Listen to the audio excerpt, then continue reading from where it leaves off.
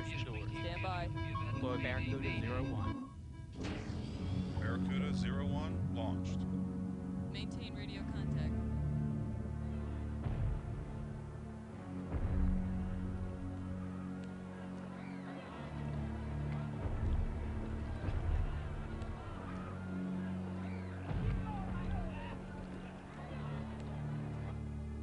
Barracuda 01 to base. Approaching Hyperion, or at least what's left of her. I'm going out there. Let me take a look. Okay, Jake, be careful. Airlock clear. Oh my god. Jake. Jake. You read me, Jake. Jake. Jake, come in. Jake, relax. Jake. Jake, come on, Jake, Jake, it's just boats. Just boats, Jake. This isn't, don't worry about it, just relax, Jake. Boats. So, XCOM. Terror from the Deep. It's XCOM. But what? The sequel, made in the style was fairly normal for the time of, okay, here's the previous game, but more so built around the expectation that the player would probably already be acquainted with the previous game and intending to take all that is familiar from it and extend upwards, deeper, as it were, for the boat having. Also was calibrated around the mistaken impression that the first game was much easier than it was. Difficulty retaining bugs, causing files that believe themselves to be playing on impossible or superhuman to in fact be like on regular, normal.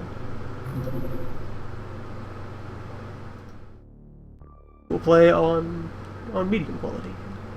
See what would occur there. Also, being played through experimental build of OpenXCOM, like hot build, nightly, regular things that occur, so there's the possibility that it will become unstable at some point during the run, in which case measures may have to be taken. Such is life. We'll see how well it holds up.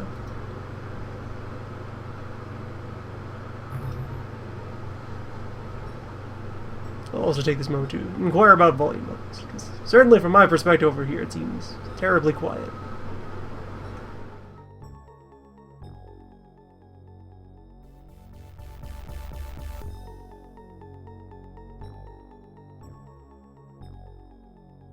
And we have to decide where on this beautifully redrawn, but still very aggressively, jaggedly polygonal globe we're going to place our initial base.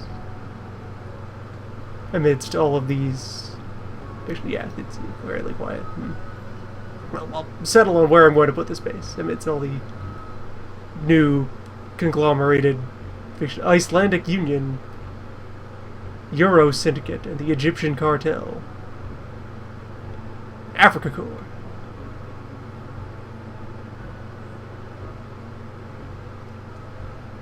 This tiny sliver of Neo-Japan.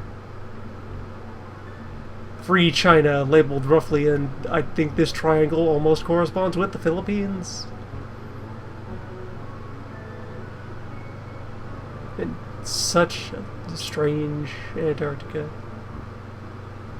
Brazilian Union, located over there.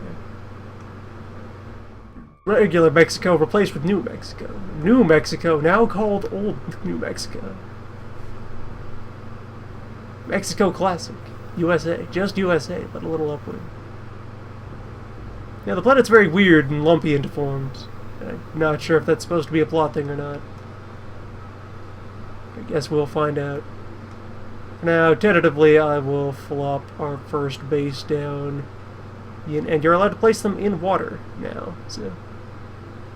a lot of new options open up for where you are going to base place. So let's just throw ourselves down in the Mediterranean.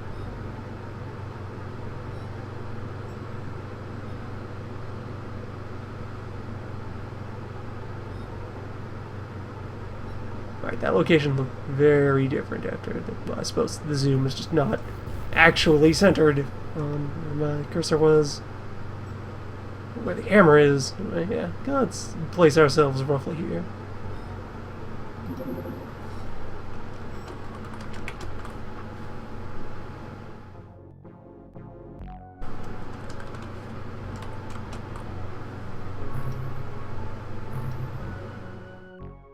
It's like the first game, but wet.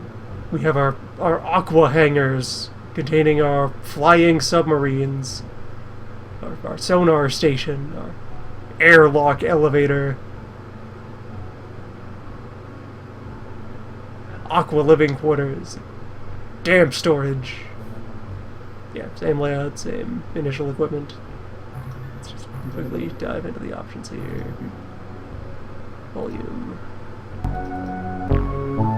That's a bit much. That's a bit more.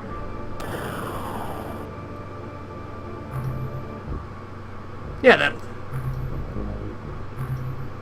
So let's go. I have not played Wetcom at all before, so I know nothing about the particulars of how things have been retooled.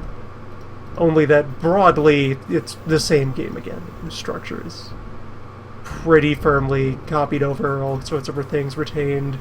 Lots of stuff that's pretty blatantly just things from the previous game, just relabeled. Like, oh look, you have your Triton folk transport submarine, and your Barracuda intercepting submarine, and your torpedo launcher, but your more bigger torpedo launcher, and your gas-propelled projectile cannon, yeah. Your jet harpoons. I anticipate needing many a dye grenade.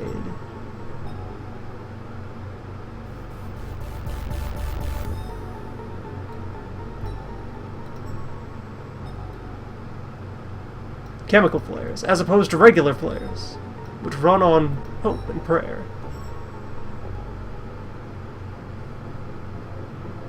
Yeah, everything's just very... I like the different color scheme. There's all sorts of new background art kicking around. It manages to be the previous game copied over, but doesn't feel lazy for having done it.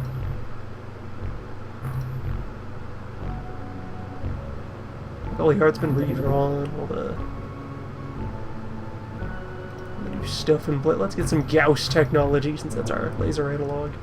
So, the game comes up with two relative... Hello, biker neighbor. Indeed. Fine data me out. Gauss is not as good as this. I'm already aware that Gauss weapons have, ammunition problems and such. Gauss wishes it was laser. So yeah, the game has two fairly elegant, flavorful lore explanations for why you're not just carrying over all your fancy toys from the previous game. One being all the space technology relied on Illyrium, and without the aliens, you have no way to create Illyrium. So eventually all that stuff just sort of broke down and became inoperable for want of fuel. And then for everything else, the ocean is a very different environment to try and operate in. And let's see, I suppose I should relabel some of these. I'll let our first batch of seamen get a chance to prove themselves in battle, as it were, and then we'll engage in labeling. The name bin lives on. Get that fired up while something else is happening. But yeah, so the ocean, it's like, hey, bullets don't work well in the ocean. Lasers don't work well in the ocean.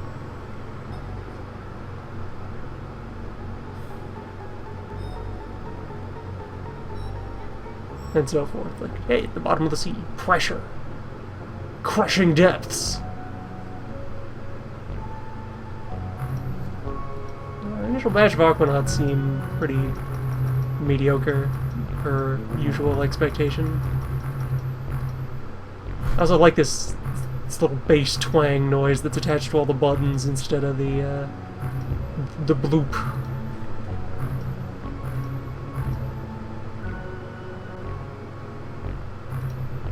just right away you have a slightly different tone that's being set by all of your surroundings. Something as simple as making buttons purple and go twang makes it feel less copied over.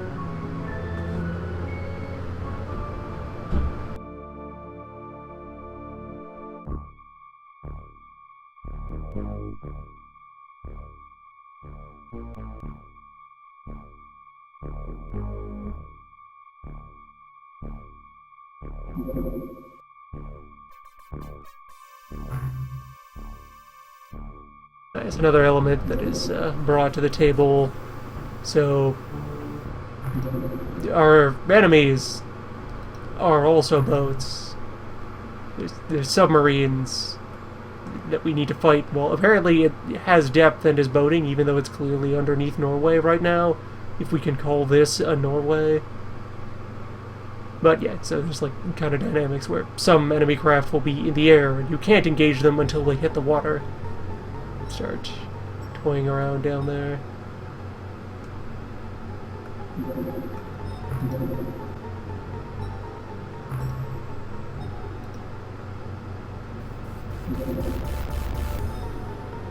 Alright, there's our supplies.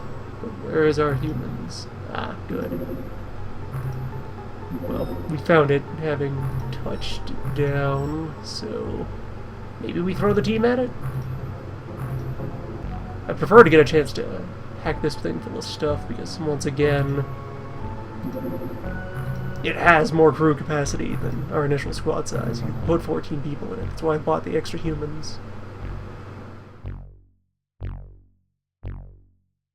So we have our pistol analog, our rifle analog, our heavy cannon analog, our rocket launcher analog. Get that on hand. If that's our autocannon, as opposed to our heavy cannon. Bring some dye. Bring some proxy grenades. A couple of tasers. I don't have a containment unit yet, so there's no point in bringing tasers.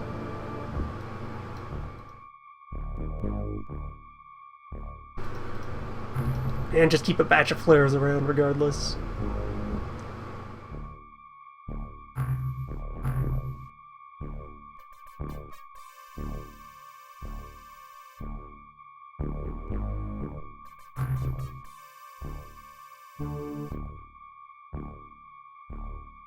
I'm left feeling like there's something else I'm neglecting out of my initial moves here.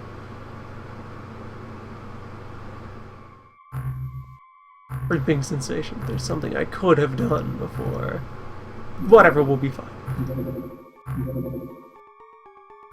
Away!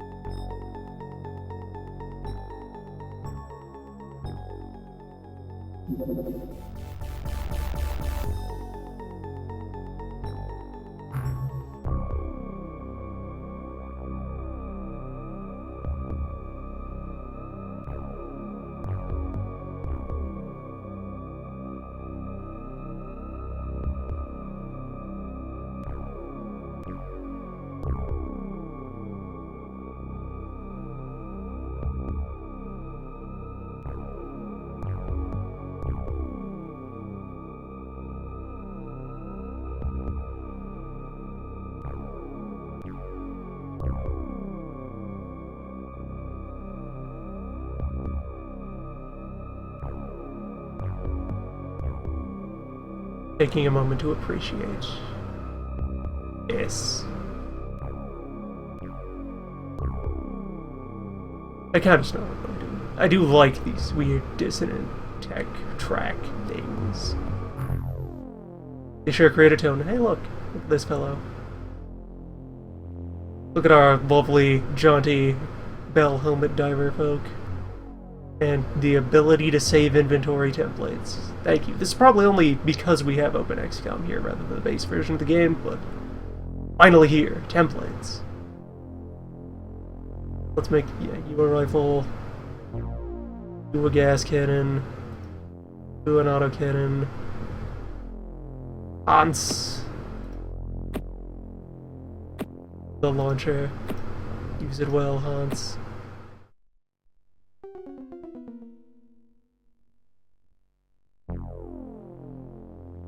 You have a dye grenade. Let's get that on hand right away.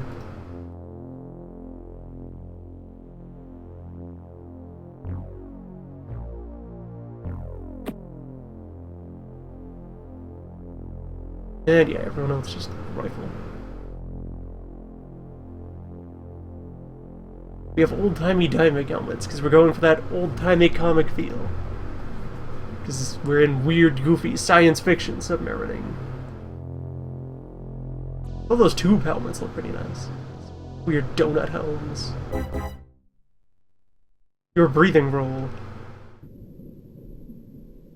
Also, nice feature to step forward. I played like a single ground mission just to be sure the game was stable before initiating stream. We, right off the bat, have a landing craft with a door. A door that closes and everything.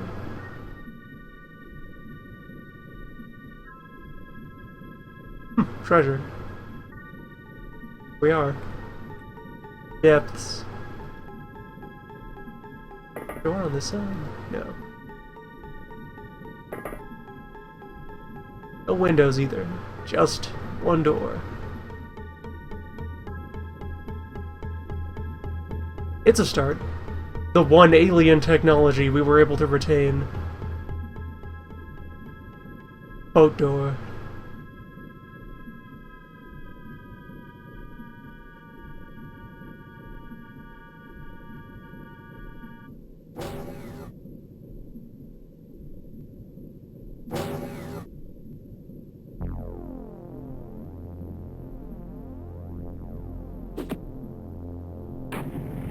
Probably could have done that on the first turn. There's our dye cloud. Let's move out. Also, yeah, get to appreciate how all the sound and art assets have been redesigned to feel damp. Bubbles rising, all our weird oceanic terrain, all our very bubbly actions to shots and movement that'll happen.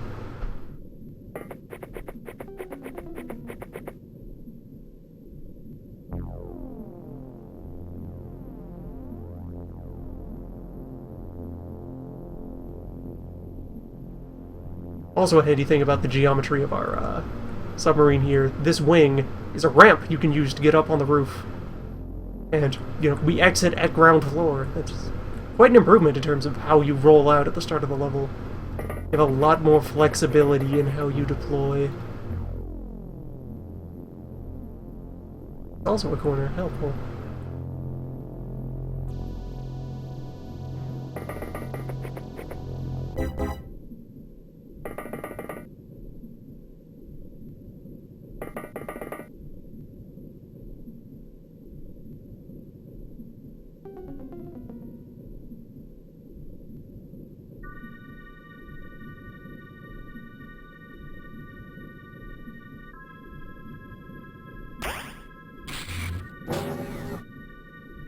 First contact.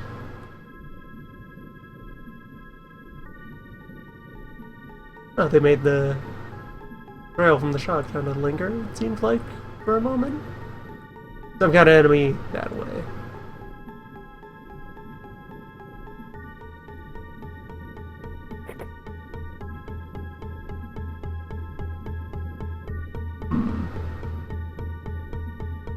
And a row of space fish. It's very weird to have stun damage occur because you're standing in cloudy water. You're in a scuba suit, you're breathing scuba air regardless. Unless your filter is just that terrible.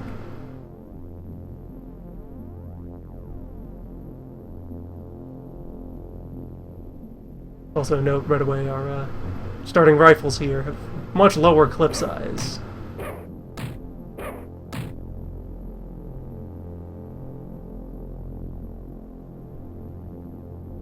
The game's been rebuilt around a far more rude difficulty curve.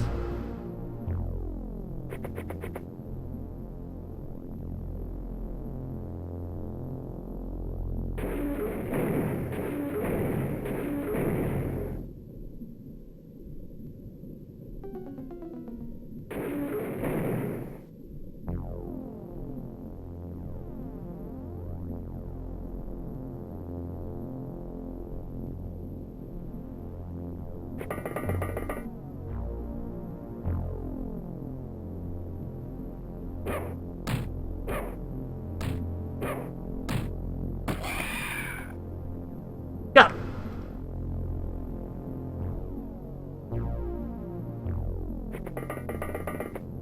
Smooth sailing from here on out. Advantage humanity.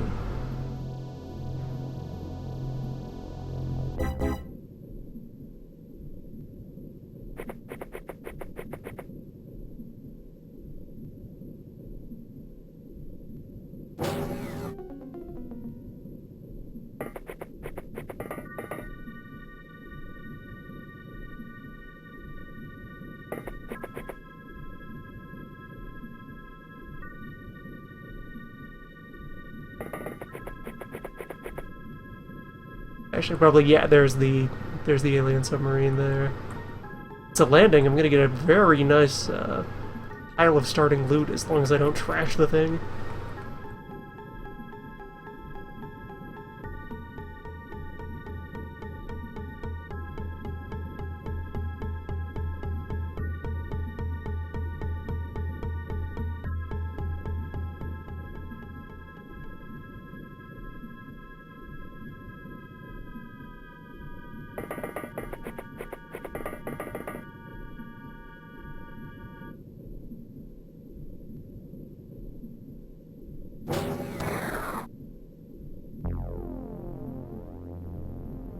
Alright, second green man.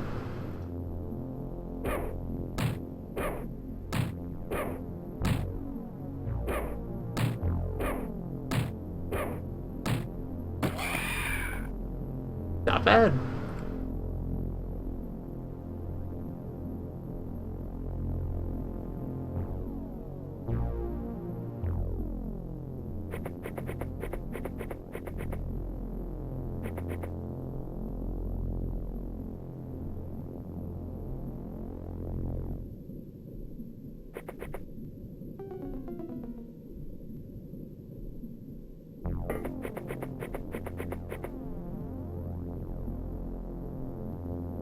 You're doing well up here. You just settle in. Watch while everybody else tries to circle around. That wreckage, yes, good.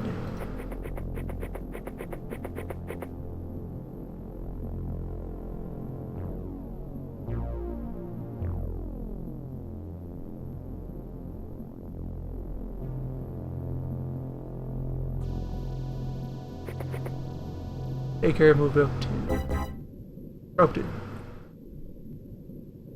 Fresh spaceman.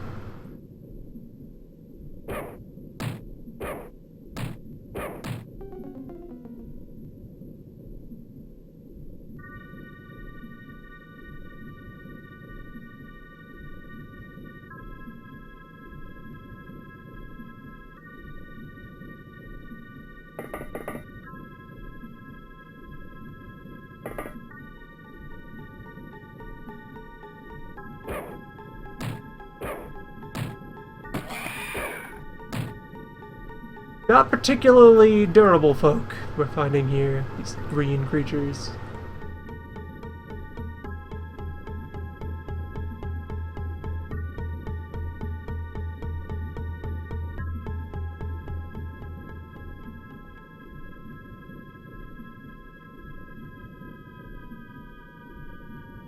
Actually, have you rush up to behind there. Since you have more time left, you will stand guard at the corner.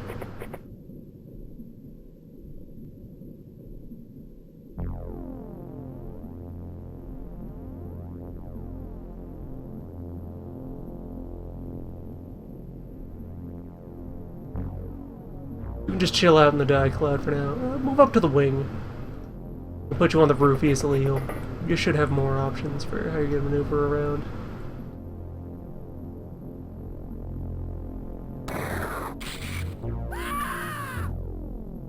Not particularly durable folks, these humans.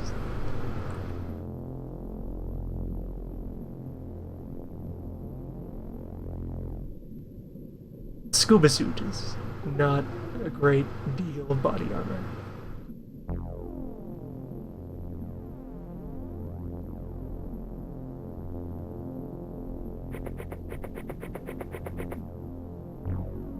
Good night, Rudy.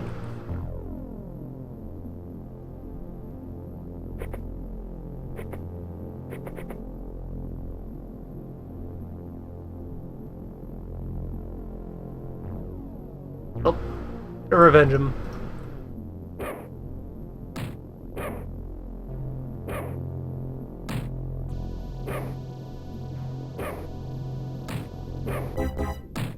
Emil.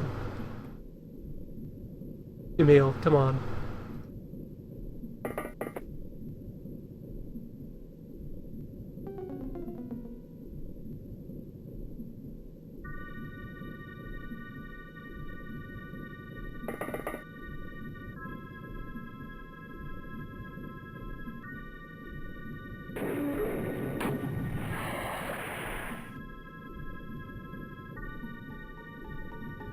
I have questions. Like, not actually particularly flagrant, like, that sploosh made it look like this was inside the radius, so... I'm wondering if I misjudged how big the rocket is, or... Maybe you just, you know, got a good damage roll. That happens in XCOM. I have questions.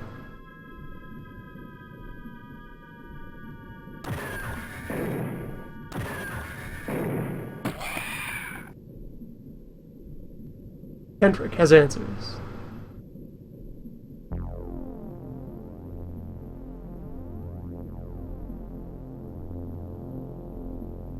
Get up on the deck of this old pirate ship. Now just get closer. Find the barrel. Cover yourself.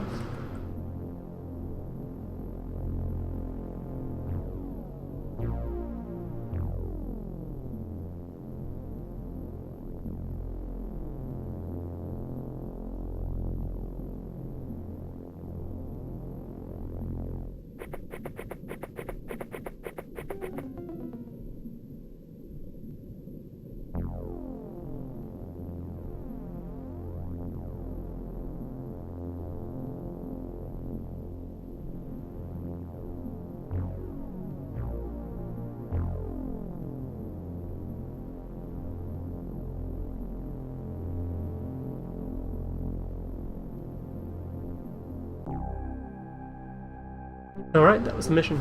Didn't even have to go inside. Found ourselves...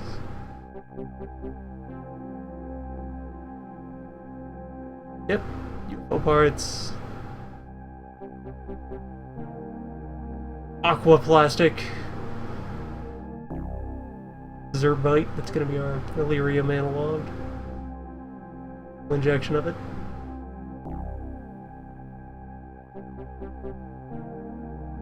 For one dead operative. A fair start. Magnets in plastic.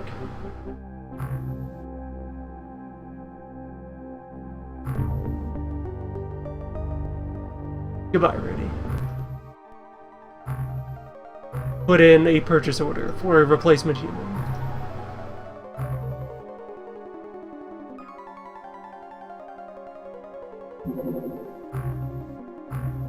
Right, that's what it was missing from my set. Buying base facilities, yeah.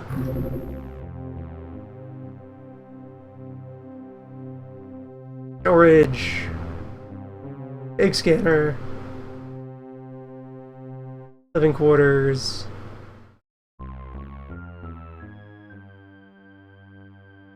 And prison.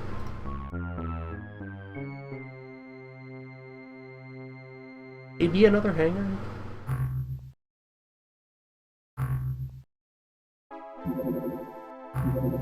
Yeah, call home the interceptor. You did your job.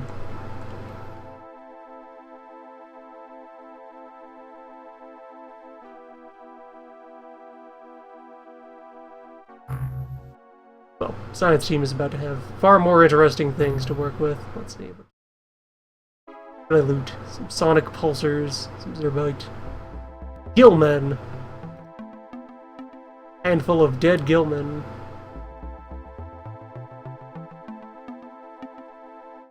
Sonic blaster rifles.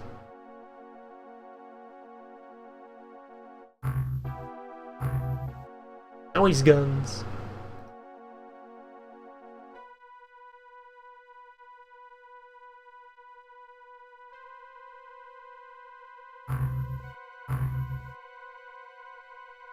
Early game, need to get my science up and running. I'll wait for living quarters to show up. What kind of funding am I looking at right now? USA, Alaska, Euro Syndicate, Arabian Bloc, Egyptian Cartel, African Corps, Brazilian Union, Neo-New, Sub-Mexico, Asian Coalition, Scandinavia, Neo-Japan, Free China, Australasia, Fed Korea, Eurasia, and Icelandic Union. Together just shy of 6 million. When I have operating expense of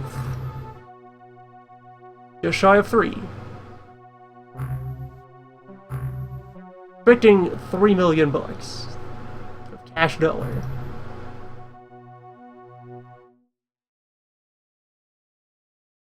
So as like by setting up here, I've covered 3 vague funding zones initially. There's no border lines between them, so I'm not sure where they start and end.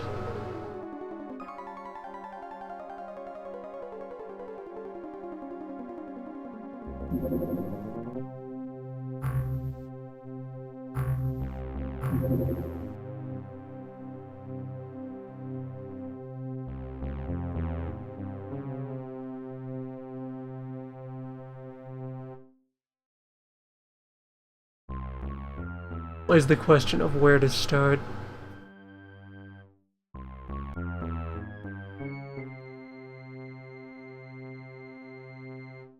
Guess I can't go wrong with Zerbite.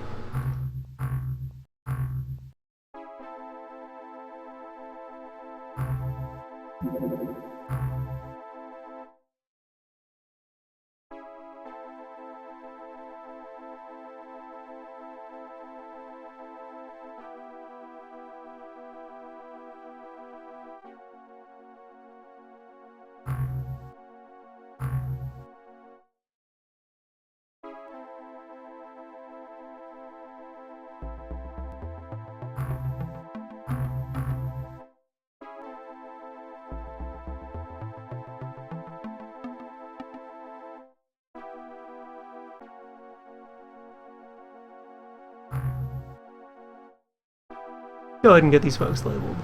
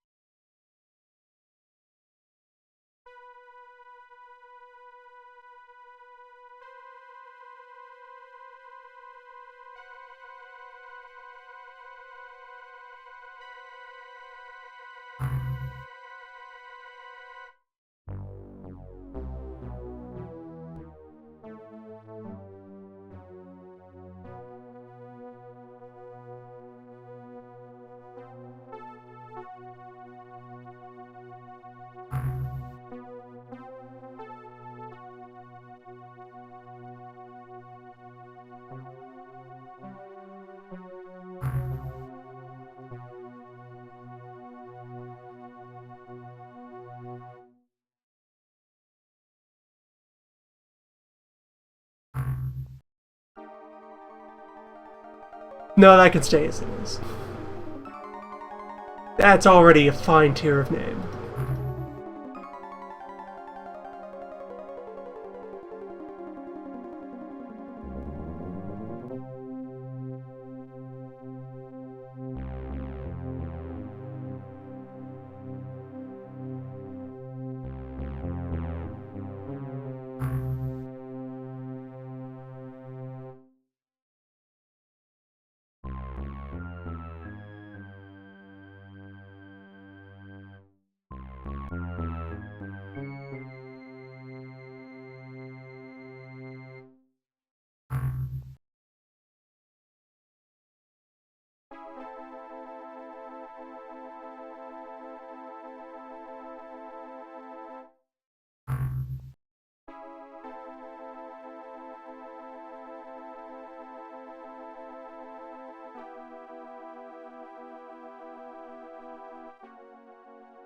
Alright, character limit means that you get to stay as you are.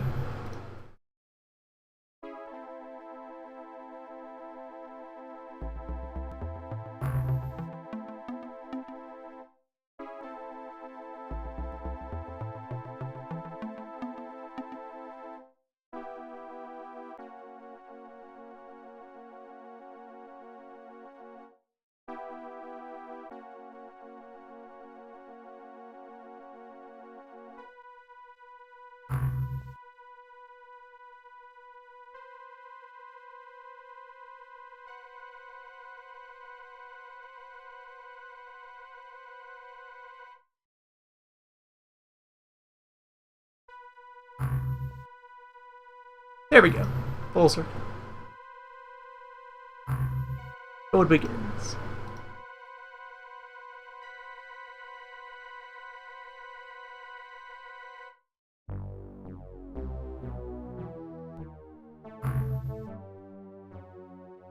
Plus the one who is waiting.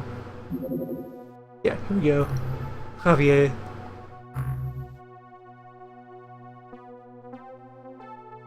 And once I have living space, naturally, I'm going to collect several spares to cram in there.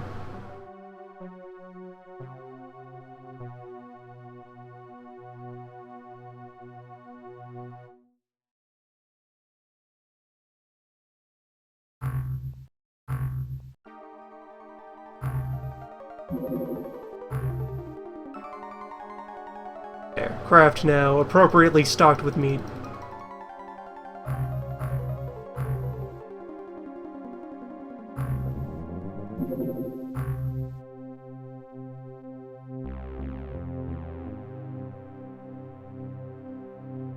I think that's enough weapons for everybody.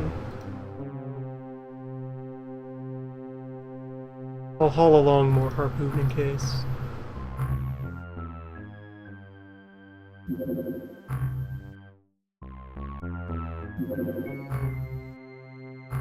Hopefully I'll be able... Well, hopefully. I may as well try to put the research teams on the job of letting us transfer over to stolen alien weaponry more quickly than I did in the regular comm campaign, since lasers are not present and our laser replacement is not great. Yeah, what's in that diary option? What kind of log do we get for that? Dubois. Just a mission log.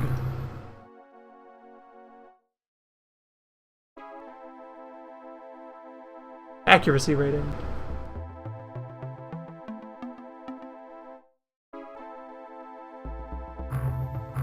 Very nice. I see that on the memorial, so I can just retroactively post-mortem on folks. Yes, I can. Good.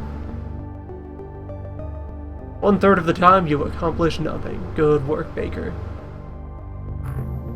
A shiny example of what not to do.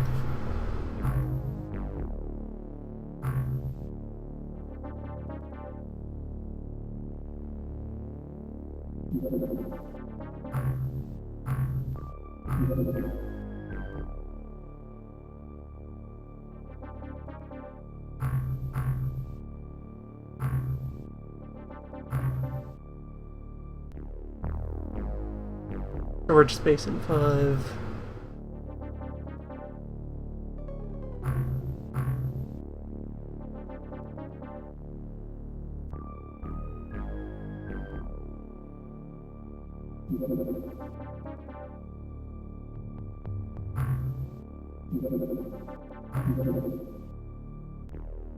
I also, in preparing the settings for this, I believe I found and enabled the plot and intercept course option. I believed I had. Go looking for paths. Somewhere in here.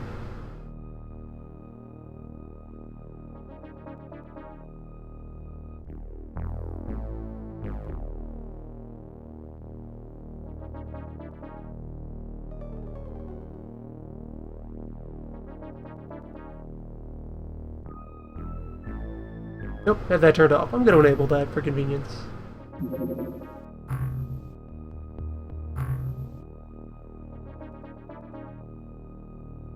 There we go.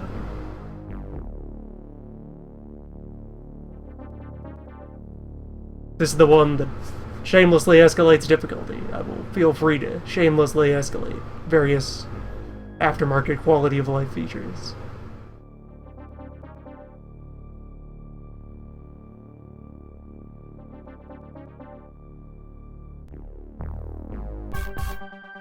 And look at this battle screen.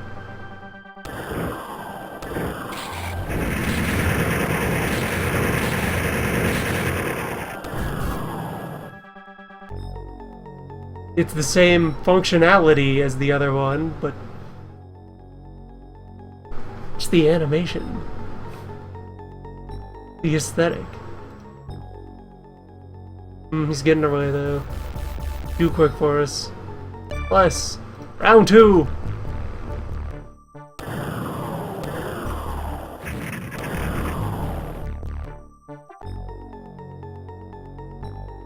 Have at you. Well, actually, if he's heading north again, launch the other Barracuda since it still has its torpedoes.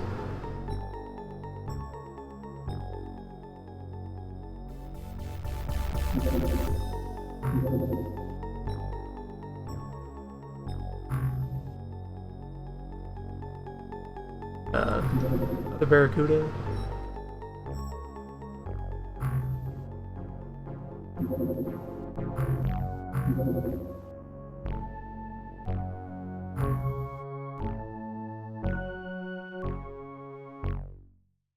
It may be gone. Damn shame. Once I have the storage space, I'll buy and upgrade to the heavier boat weapons. Human cannons are probably not particularly useful for ship-to-ship combat.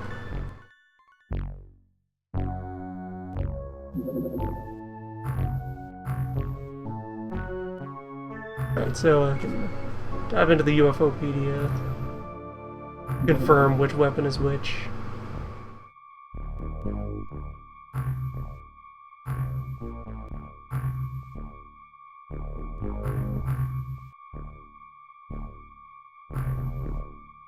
Yeah, the dupe. Radium pellet warhead.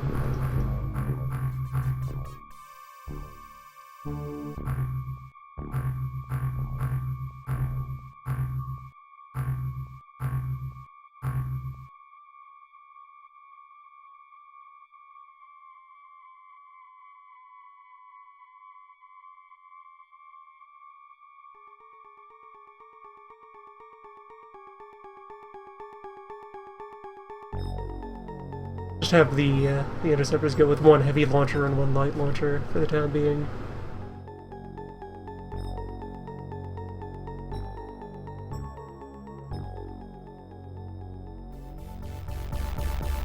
It's the ammunition for the Gauss weapons. Once we get them, just harpoon.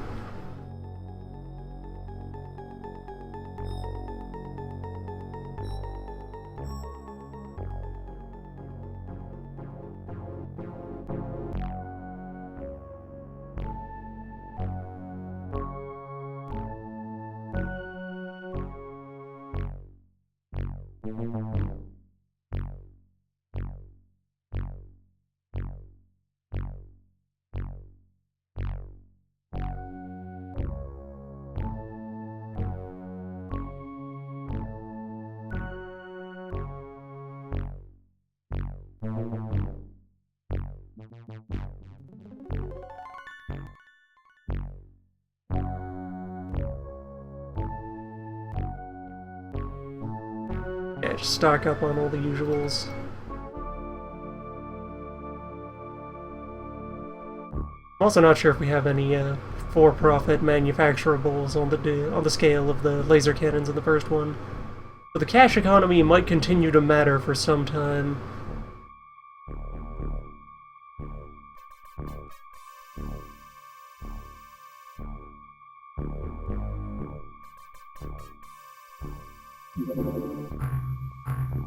Grab the spare soldiers now, and then we'll use the extra living quarters worth of space for science and technical personnel. Put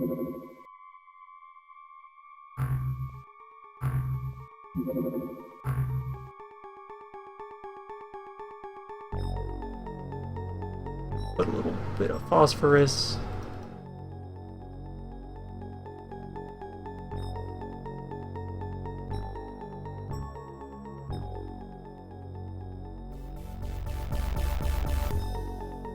Spacemen didn't sign no Geneva Convention.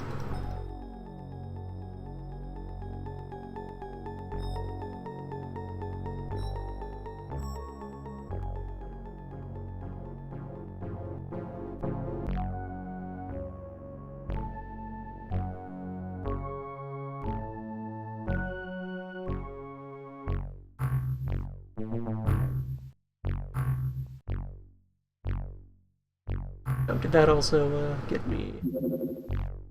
I have the one dupe already on hand, so we'll get that swapped out.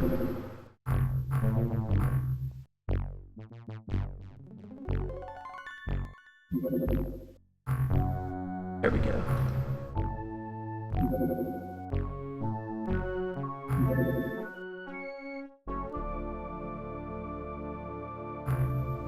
I'm also gonna. I hadn't noticed previously that option for forcing craft to launch while injured or otherwise under maintenance.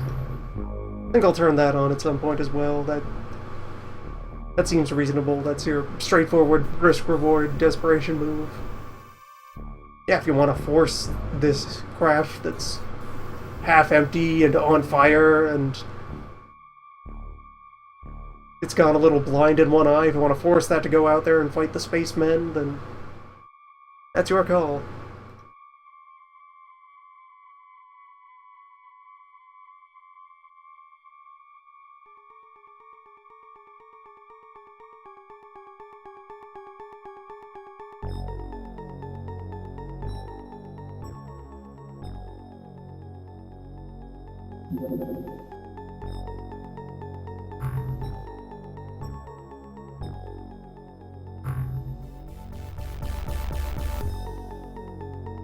They'll get their labels later.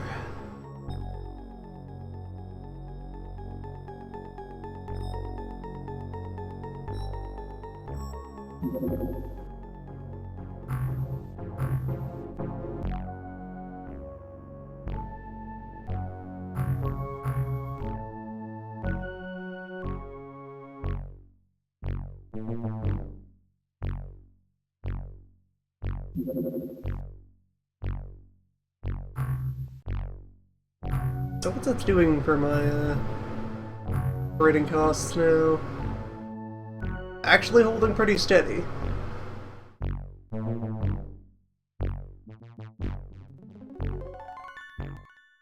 Slightly up, but not by much.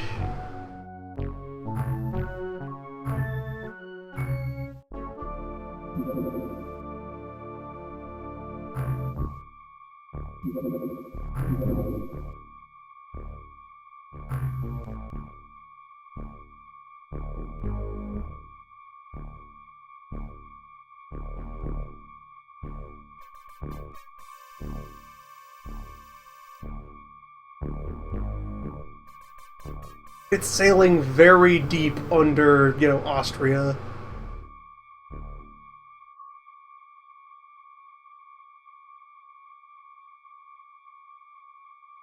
Submerged far below.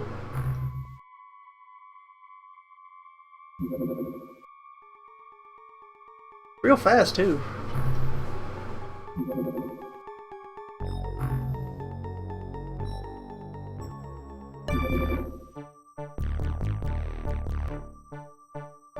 Oh, it's airborne, or had become airborne when it crossed over Europe.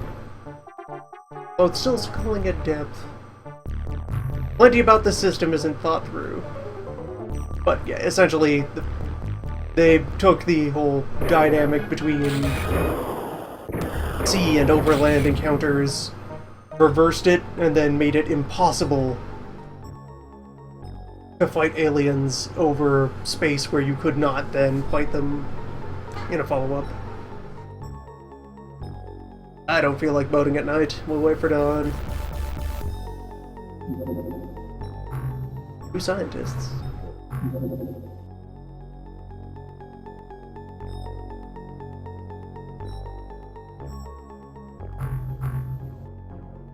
Focus on that nice practical make-work project of house space gun.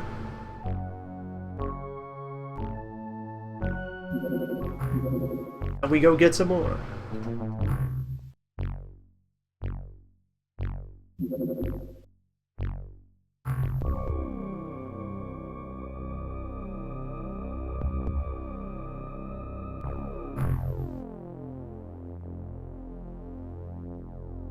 That's a hell of an object. I also like how colorful all of our equipment is.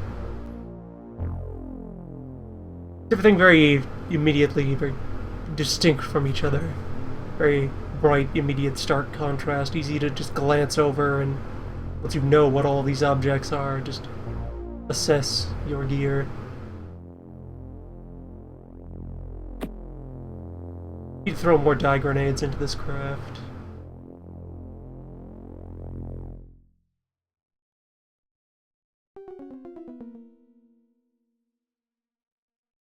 The fact that we have a door does so much for the opening moves, though. You can count on that safety. Yeah, taser. That's what we'll call it on the log. Keep on that, coward.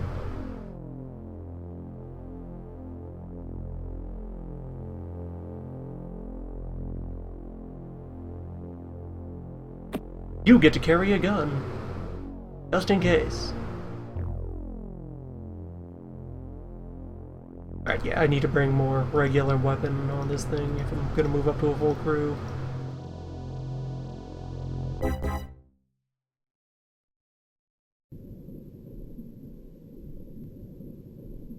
And we spawned with the door facing directly into the edge of the map. Nice.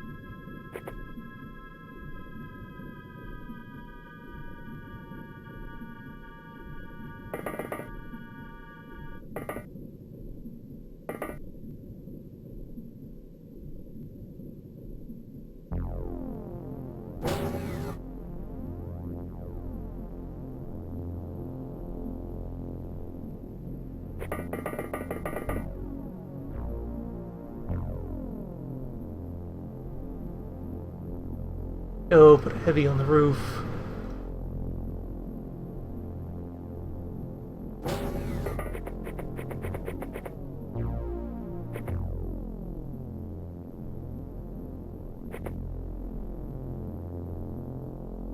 Regular old rifle folk walking towards the opposite corners of the map.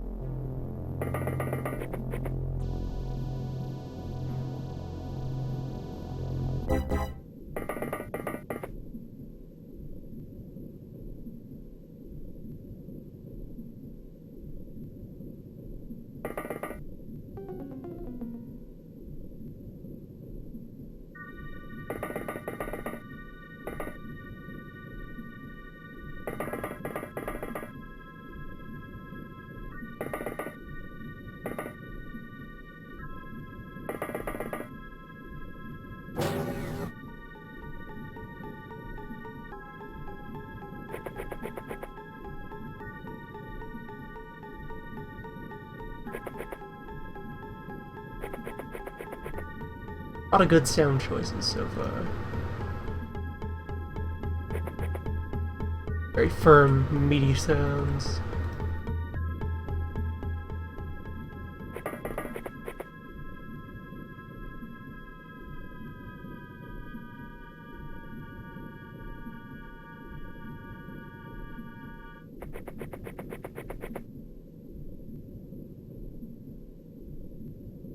Weight and heft.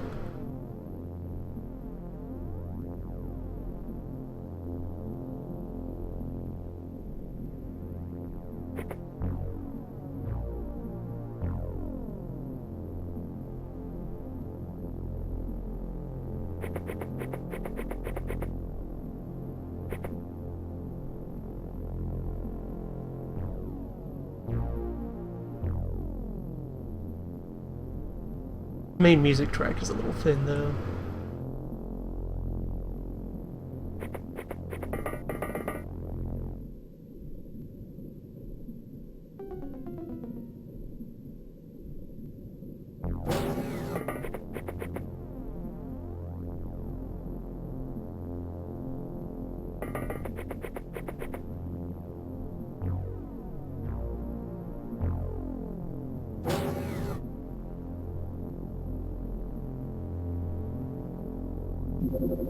I gave it even more volume.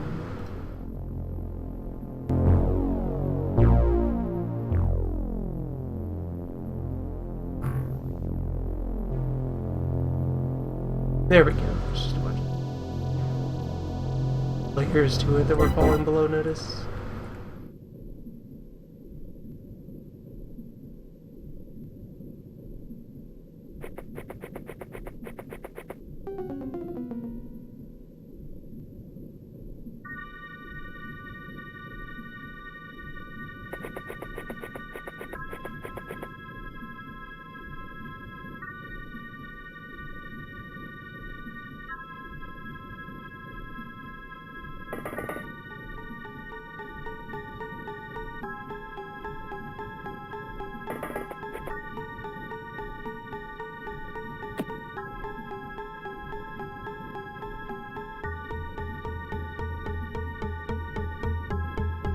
That's to toss next round. We can cover a bit of an advance up through this notch here.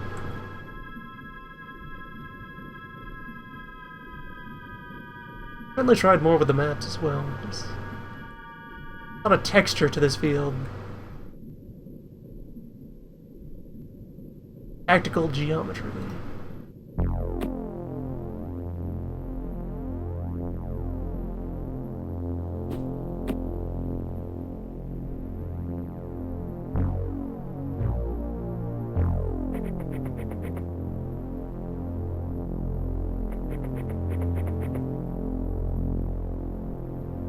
Yes, because then immediately afterwards, the die will go off and he will have a protective cloud here.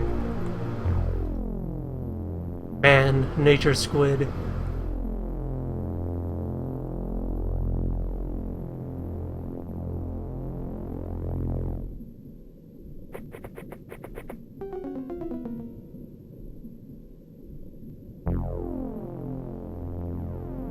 Smoke bomb of the sea.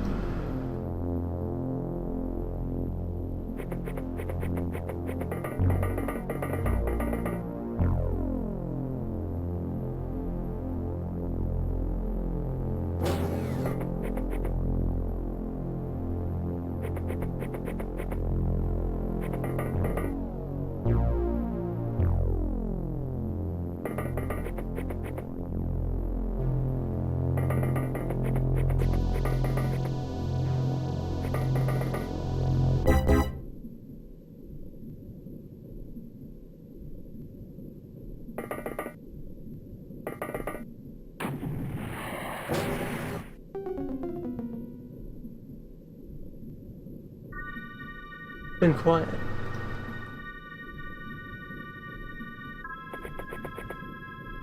Fish just aren't biting today.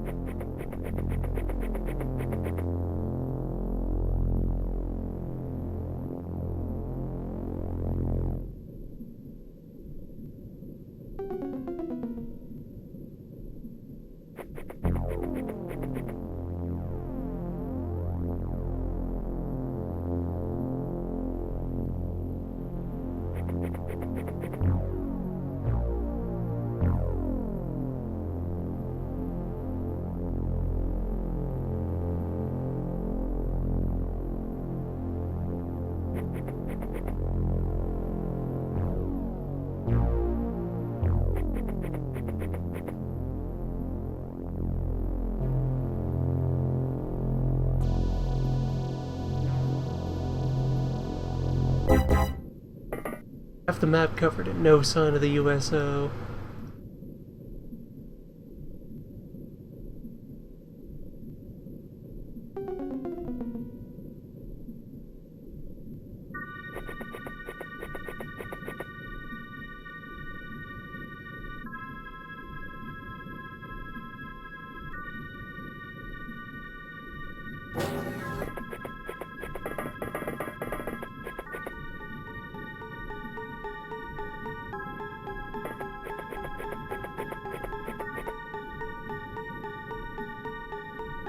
Well, the first one we downloaded had 4 crew, and that was... well, it was completely intact. We may have just managed to kill all of the ones that would have been wandering around by virtue of shooting it down.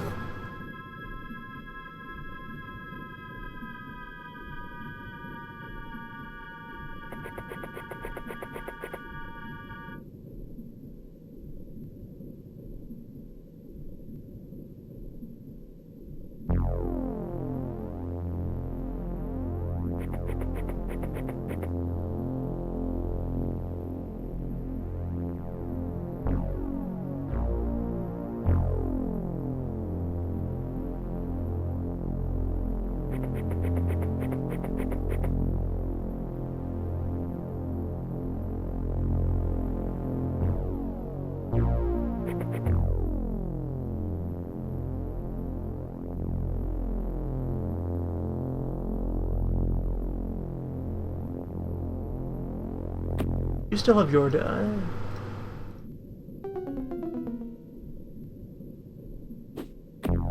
Set that up over there.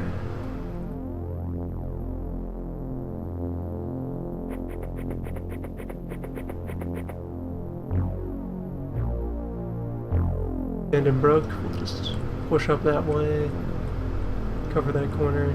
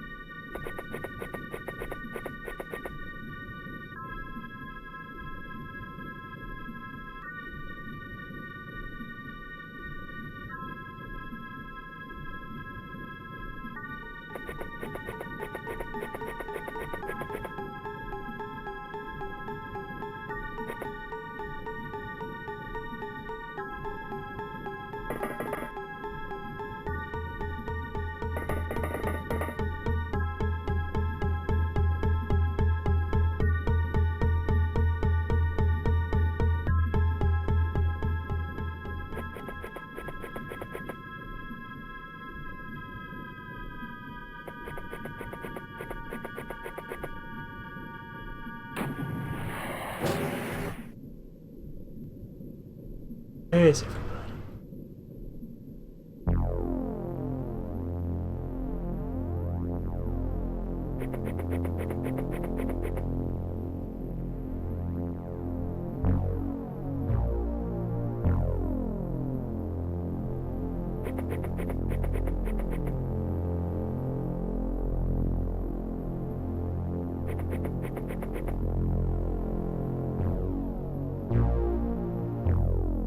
Just found some tubes.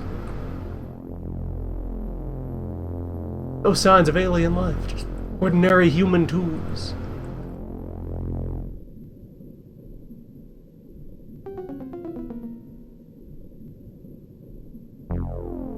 Oh, that is another thing. The maps have gotten larger. Much larger, and can only get larger. I'm already aware that like multi-section, multi-map missions are a thing in this. They're just regular old missions.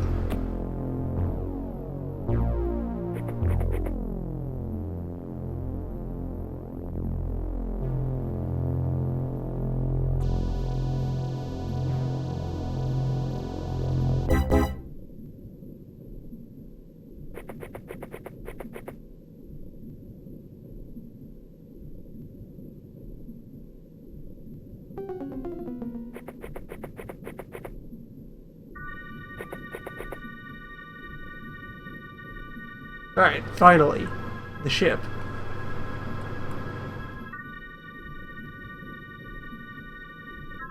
This hill should indeed be a fine heavy weapons platform for confronting that door. Let's get the torpedo tube up there.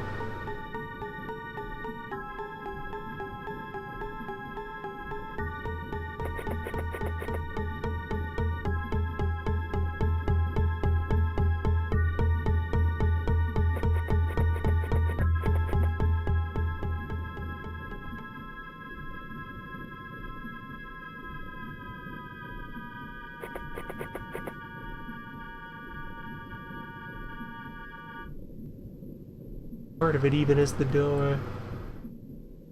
Bubble, wait for the plates.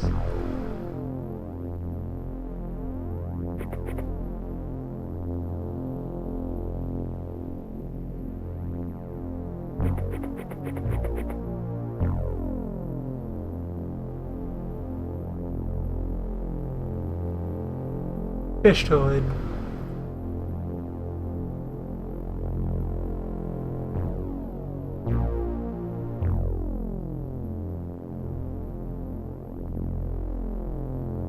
Sectoids, but fish.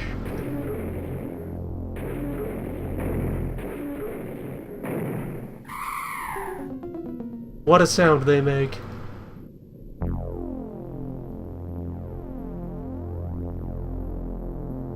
Yeah, that hill. Fine firing position. Get plenty of mileage out of that.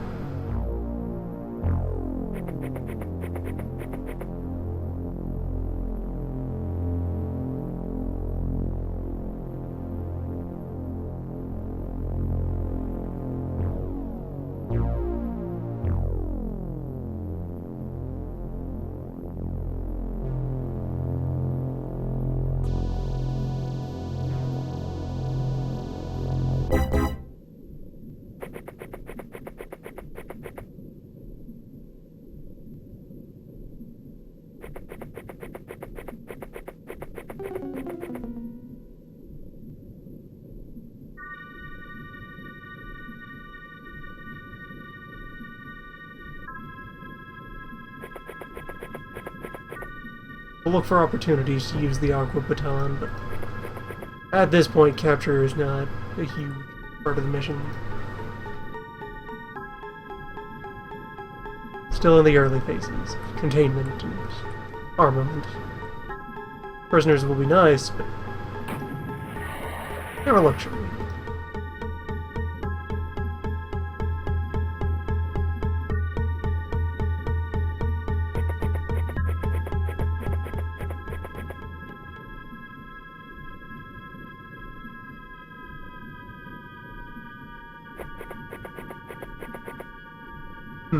Slightly bigger boat.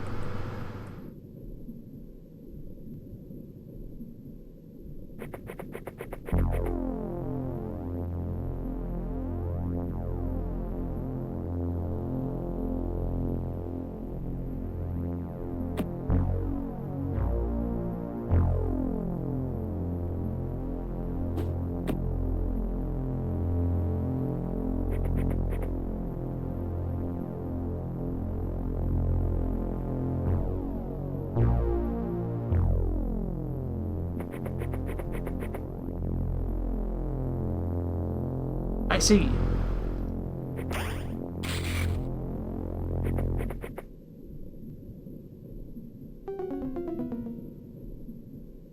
Ribbit is certainly a sound something could make.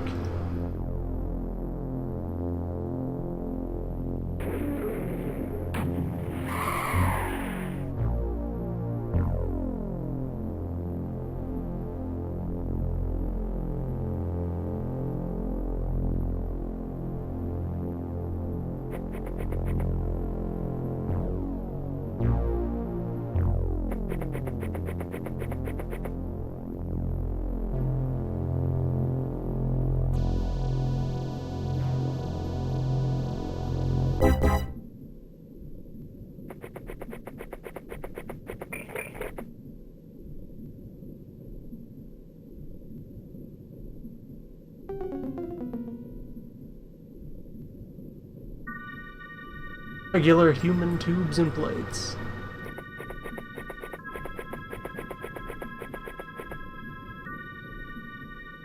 Alright, good. Finally found the map page.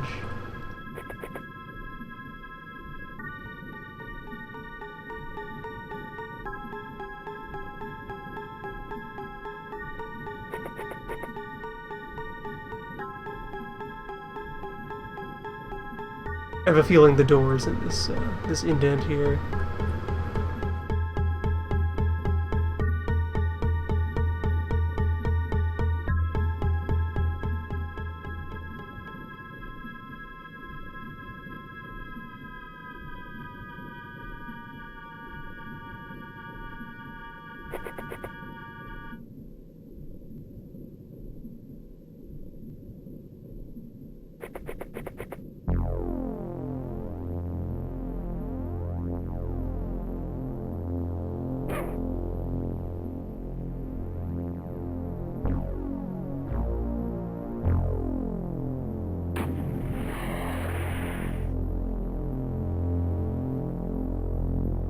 Huh.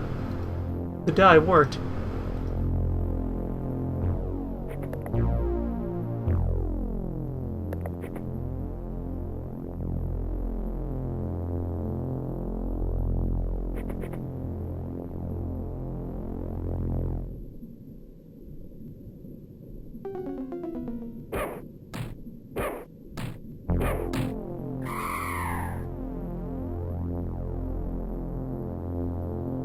Good stuff.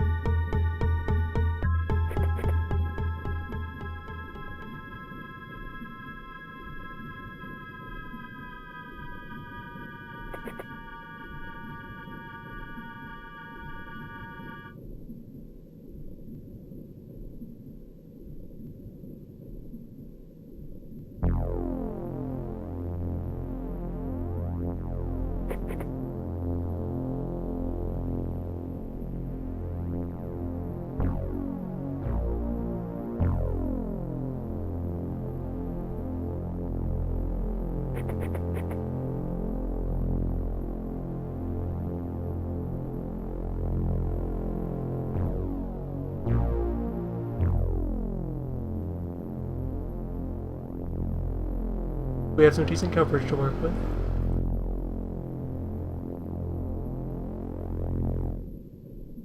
Just have to use it.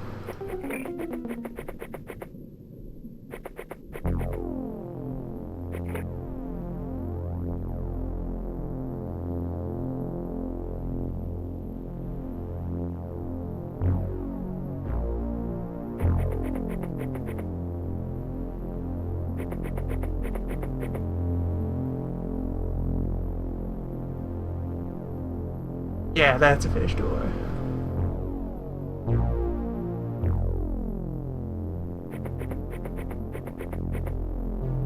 No question.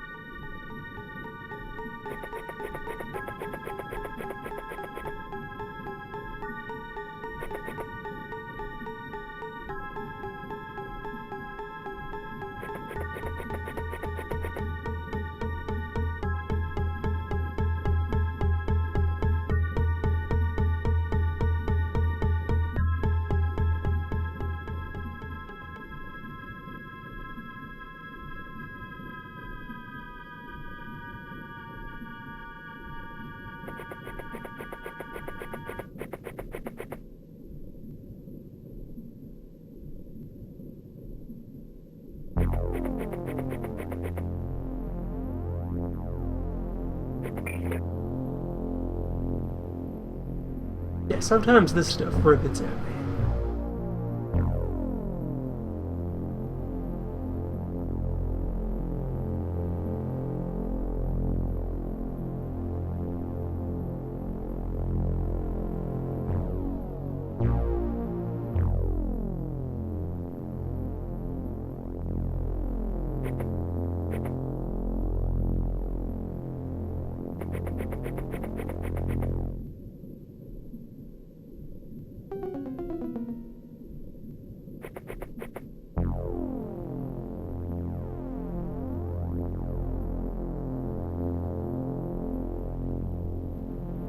These two will be waiting for the chance, just in case the remaining fisherman gets antsy.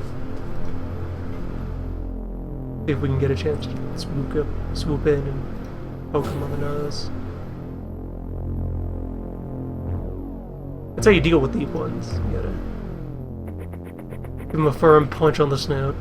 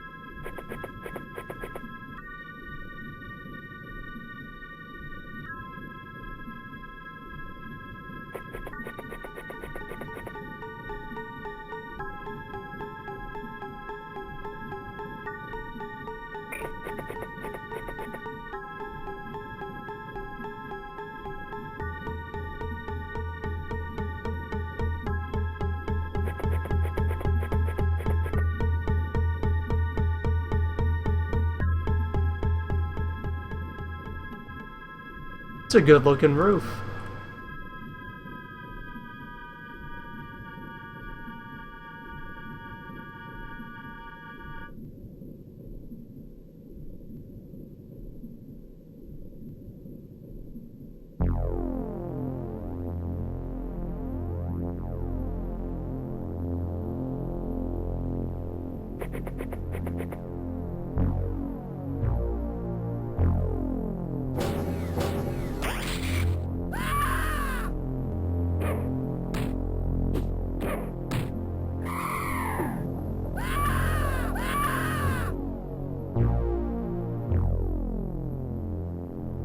A good looking turn.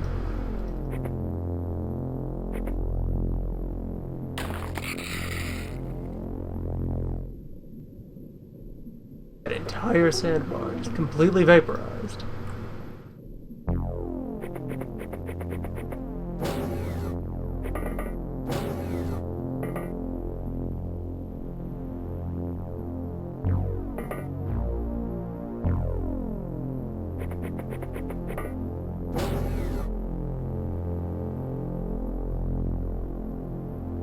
Right away, this is already a much more advanced layout than you'd see on the basic ships. Some pretty rude geometry.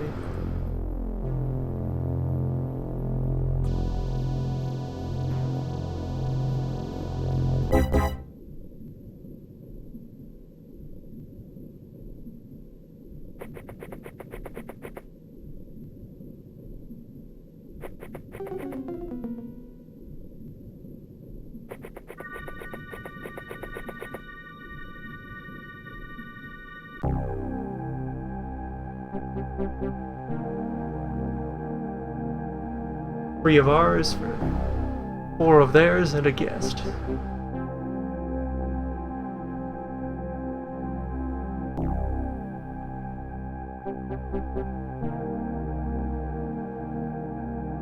Decent early mission.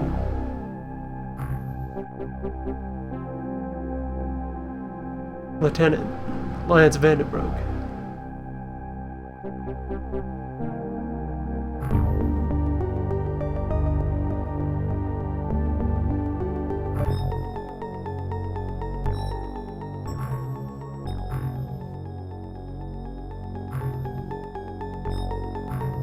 Cycle continues.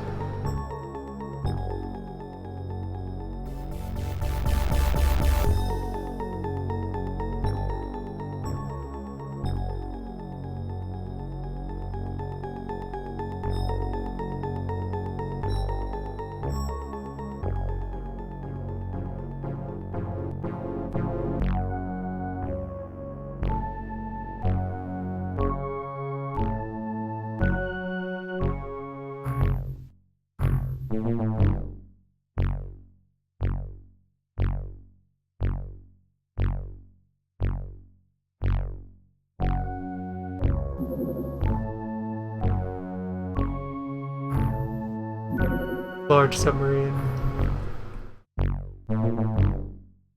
Well, that's imposing. Probably well beyond our means to try to swat down. Doesn't mean I won't try. Science you doing? Adequate progress regarding Zipperite.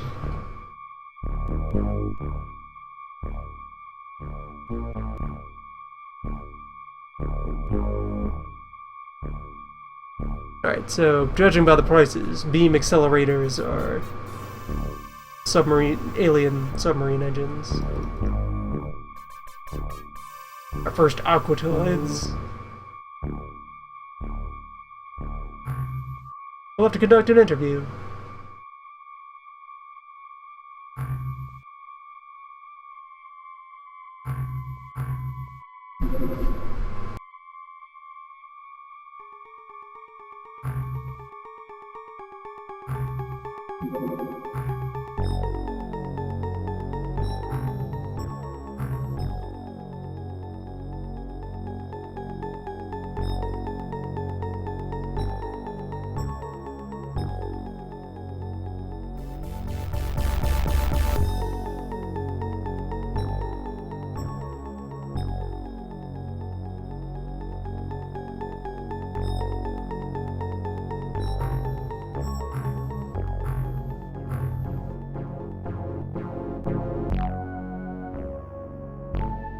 Color new seat need to be lit.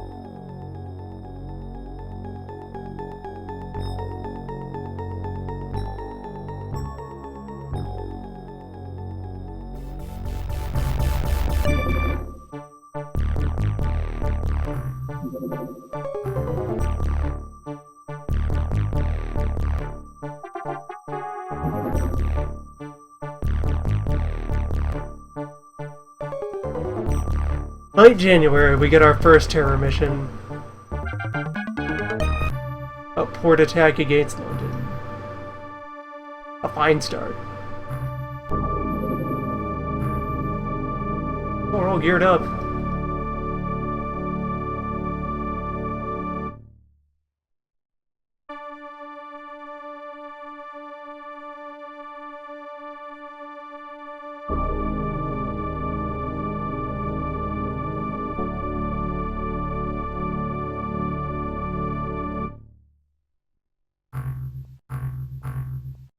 Guess we just give it a go.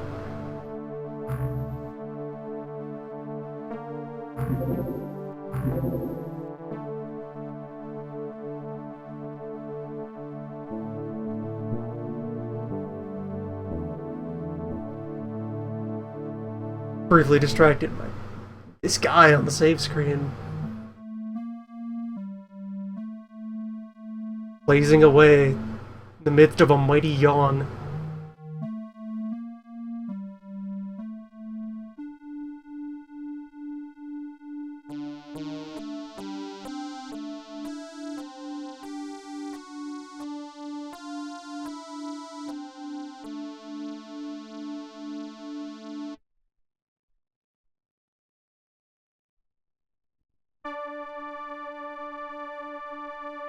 It's morning in London. Let terror reign.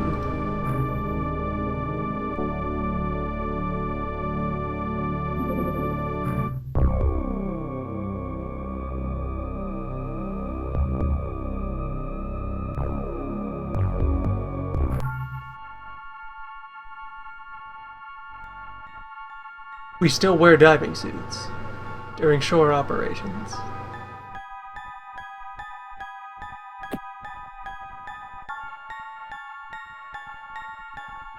As you do.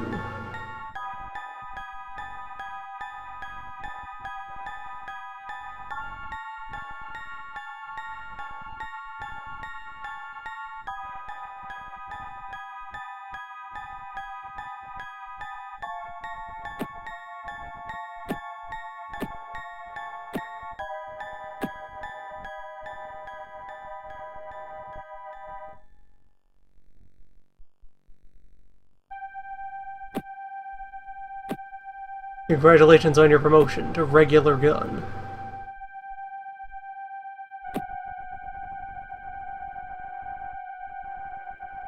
Wait, is that... I think that's... yeah, tiny dart ammo.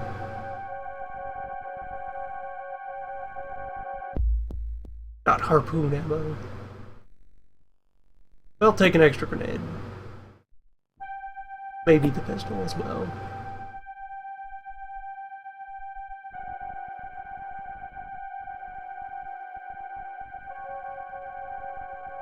Alright, there we go, you human navigator. Hoarding all the ammo. Get the pistol. Take bullets.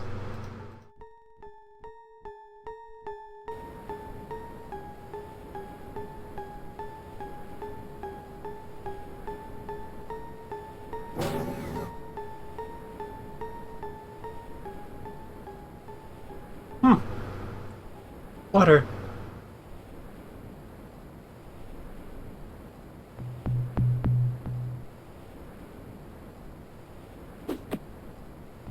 Take cover, civilian. Hide within this helpful gunk. Yeah, everybody hook their helmets off for the surface operation.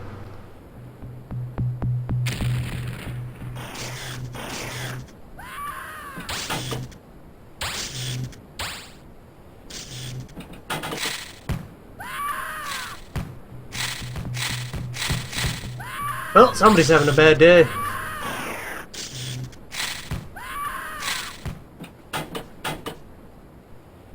Busy city. Alright, good. It is still... it becomes smoke. I was worried that this might be our abrupt introduction to things that only work underwater. We might be fine. It's just a month 1 terror mission.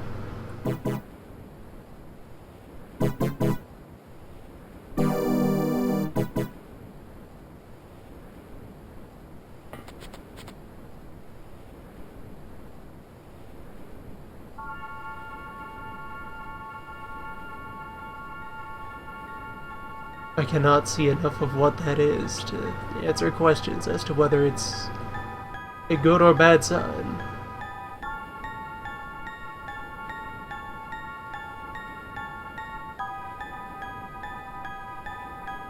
I don't know if it has a gun.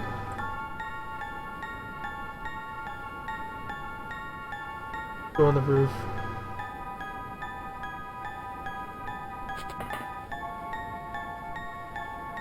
Alright, there at least is a Gilman. Those are a known quantity. Civilian, you are in my way.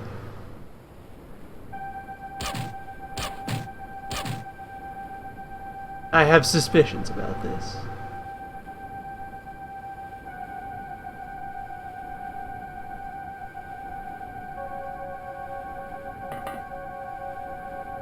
Encountered a something that appears to be maybe the Gilman's terror compatriot. And whatever could that be?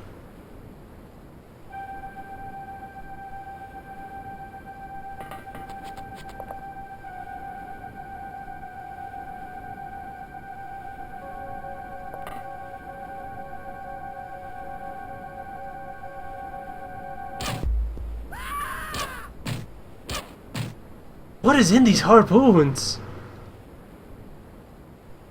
That man was liquefied.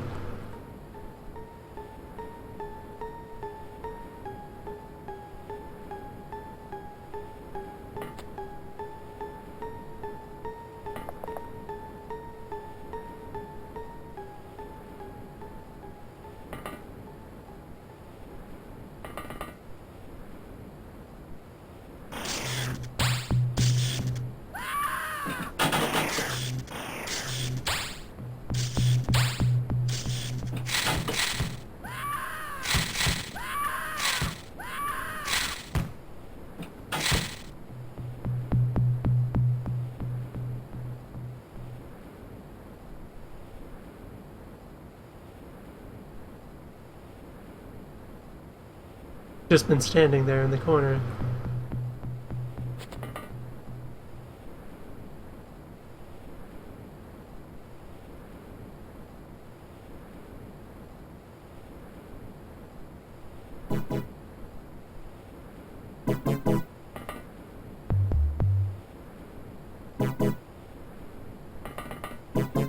Yeah, spotting a whole lot of thing up here.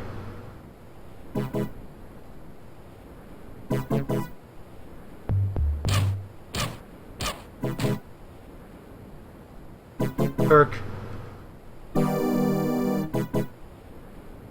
We have to have the talk, Kirk. Talk about munitions. Inventory management, Kirk. You learn nothing from the seminars about munitions discipline.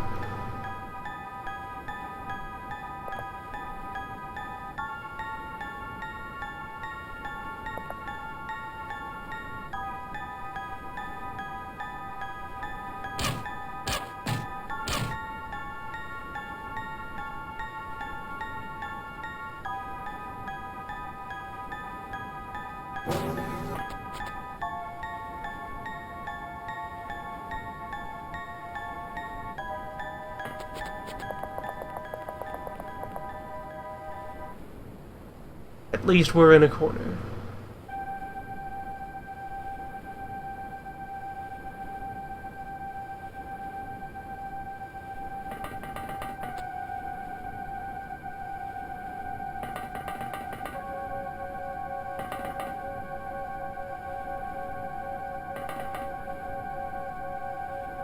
If necessary, we can dig in and attempt some sort of bold last stand before we scurry off back into the sea.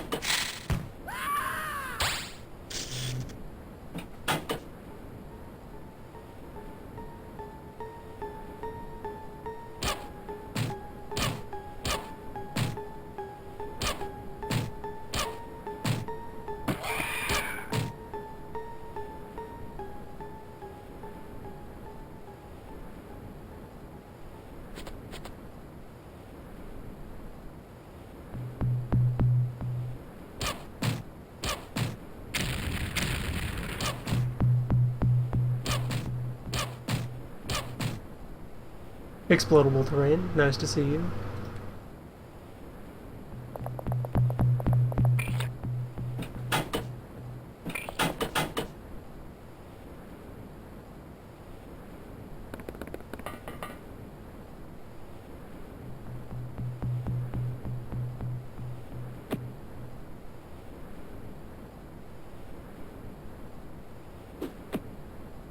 Let's extend our dye field a little farther. Create the space we need to operate.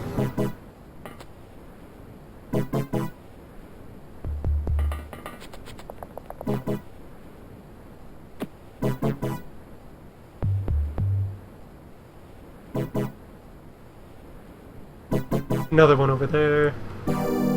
That'll at least let us get out from behind the shadow of the lander.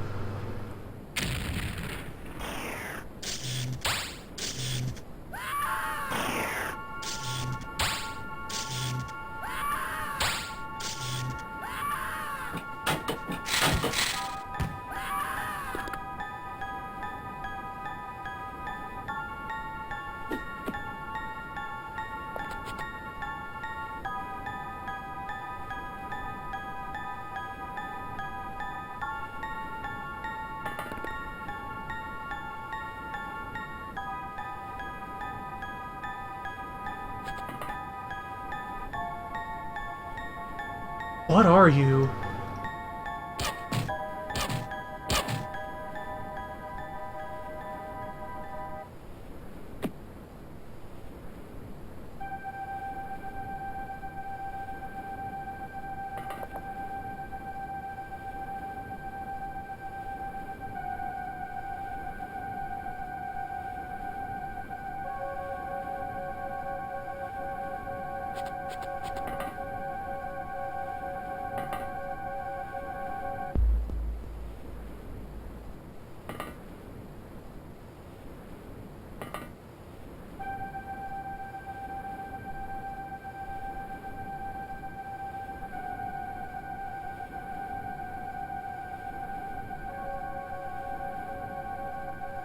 This is a weapon that doesn't function above water.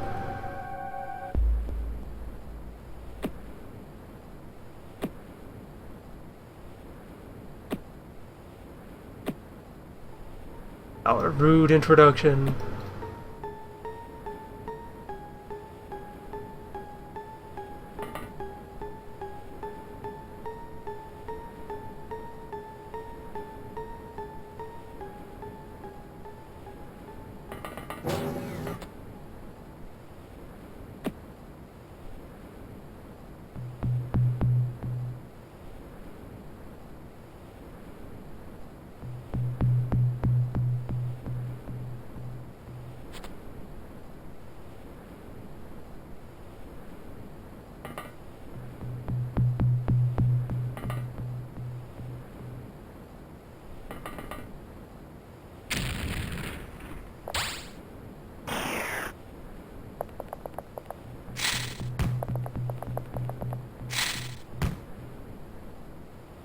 Alright, whatever it is, it's now on the move.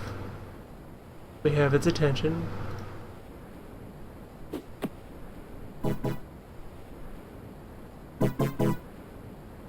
Did that throw work, or have I just created a situation?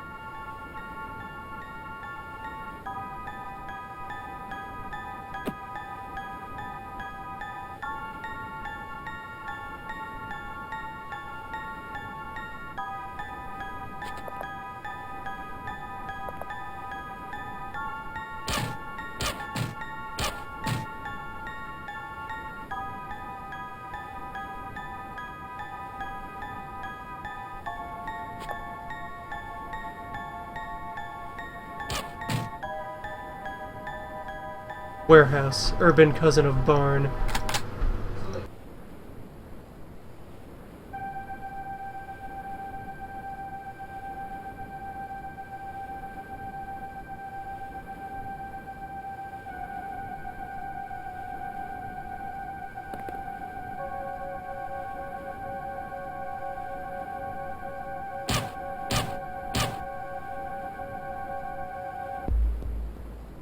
Alright, so when it says no line of fire, it really meant it. Fine. Another thing that was added for this, force fire command. Or just when you want to manually shoot at a square that is not necessarily in a line. That building's useless.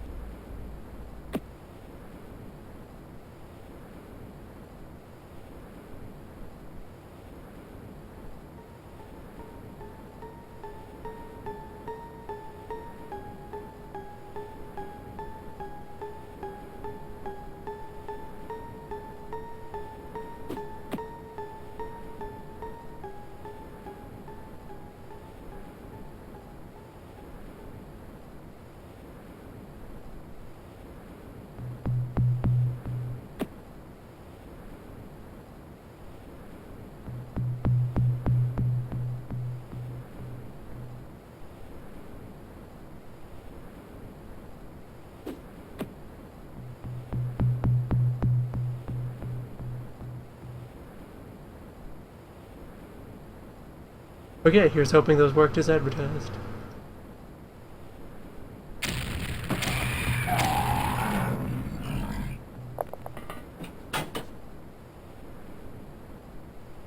Alright, very good. Whatever that was, it has received explosions.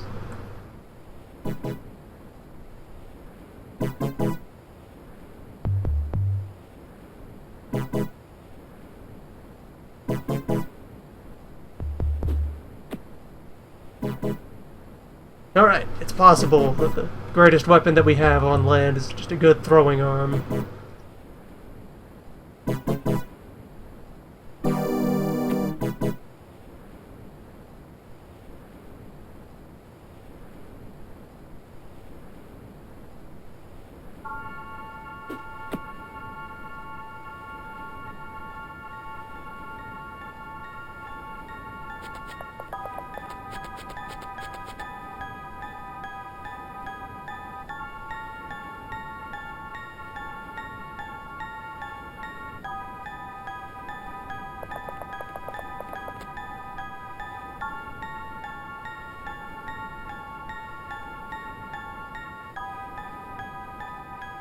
The surface, man's domain.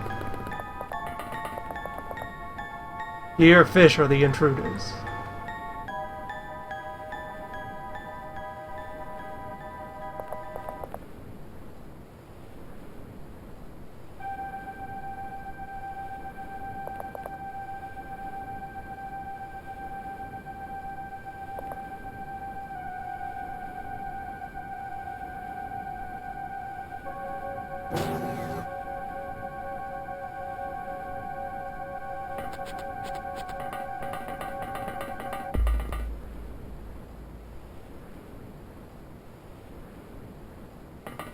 Yeah, take advantage of the extended ink cloud to get more of the heavy weapons team up onto the roof.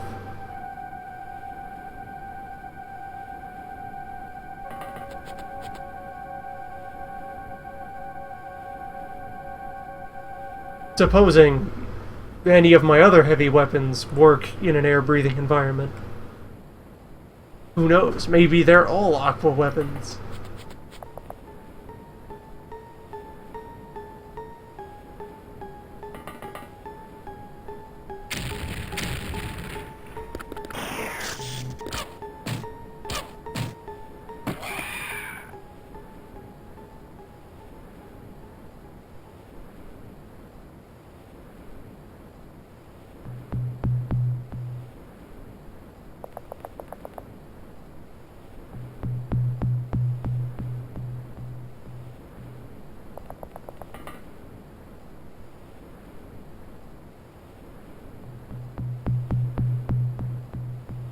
Well, there's another whatever that is.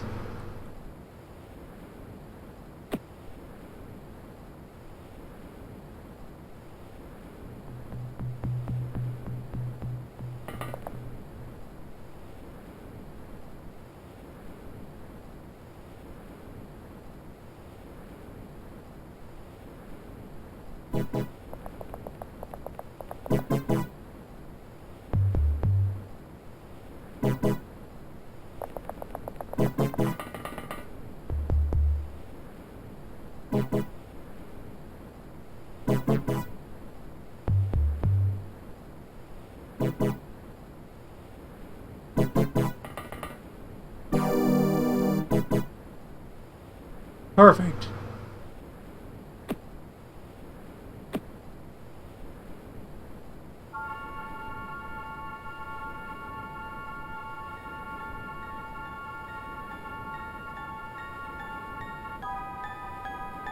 Alright, so this works.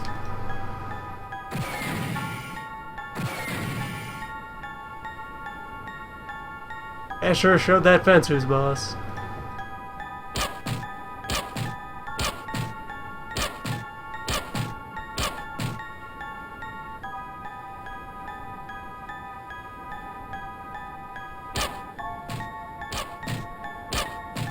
Team, could you stop on the way home and just buy some guns? Just regular human bullet guns? There's something in the company charter that mandates the use of aquatic-themed equipment.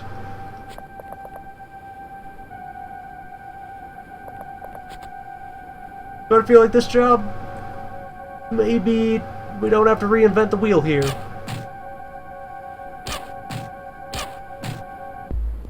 That and maybe it's someone else's jurisdiction.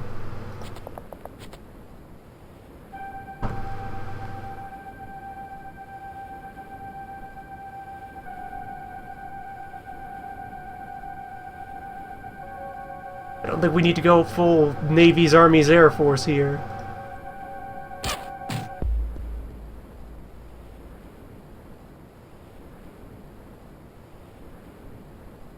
It's okay for things to be someone else's job.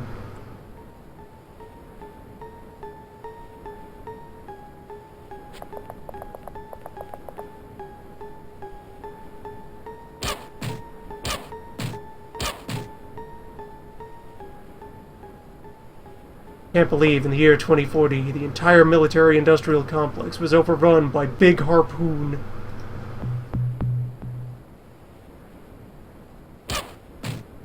The compressed gas cartels run everything.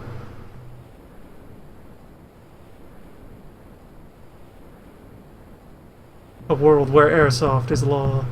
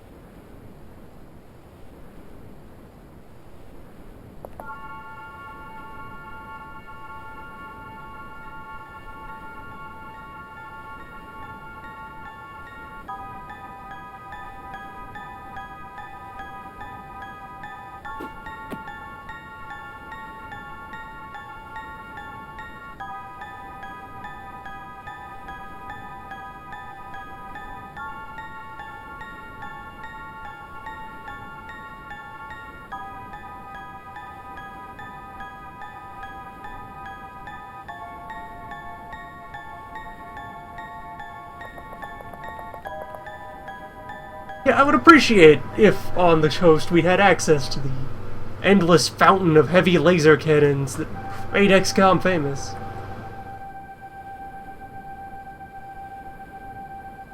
Who did we piss off at head office to be denied access to the laser vault? Or the bottomless laser fund?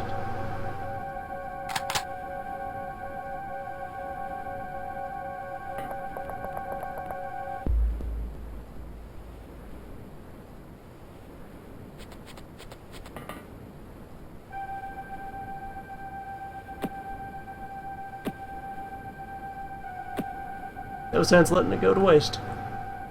E is the hermit crab.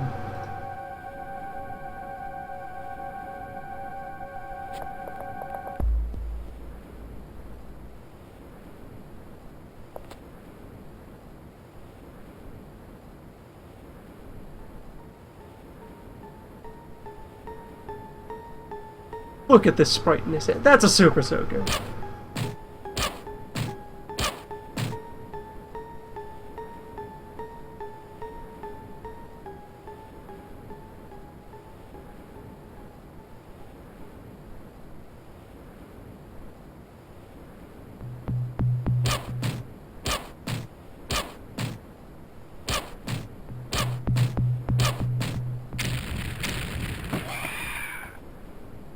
Well, we got us something.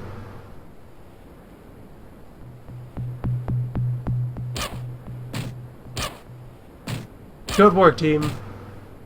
Also, wait, yeah, exploding barrels! I could be using the barrels! I mean, all the civilians died hours ago. Nothing to get between me and the barrels.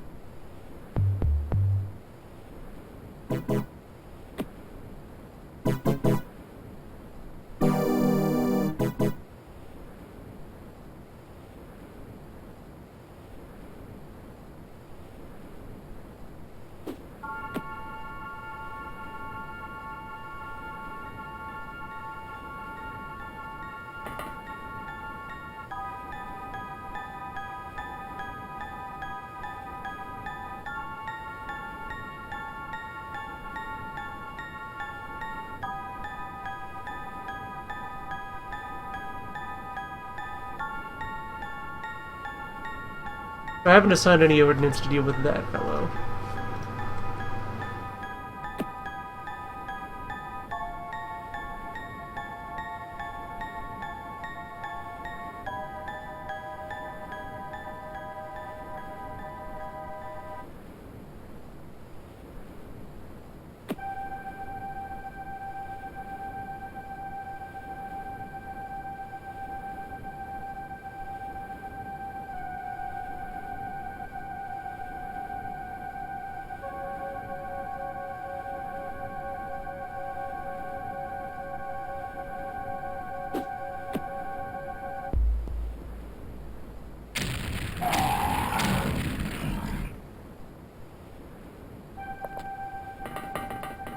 Right, explosions don't travel down. That or our roofs are made of highly advanced space titanium.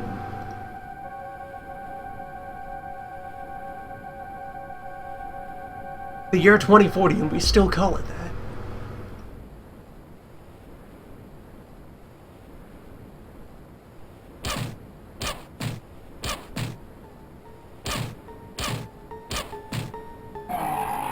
Even though these days most of it's synthesized at a plant in Norway.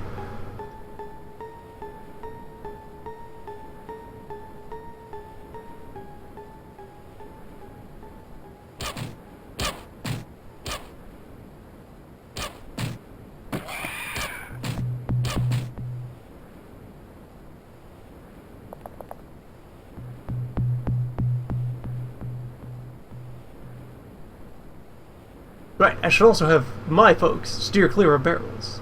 Now that I know that barrels...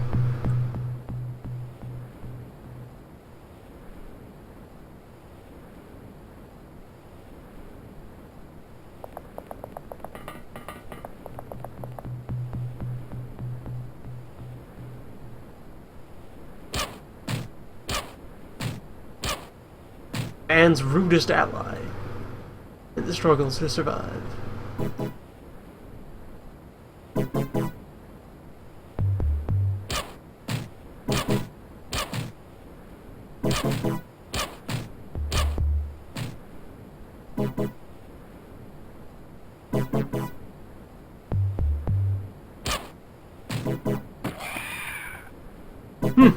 Aiming might be worth it now that clip sizes are so tiny.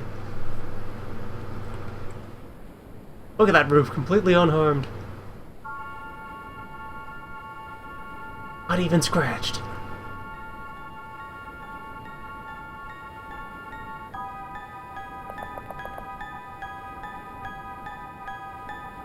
I'm not even sure how large a terror crew is in this one.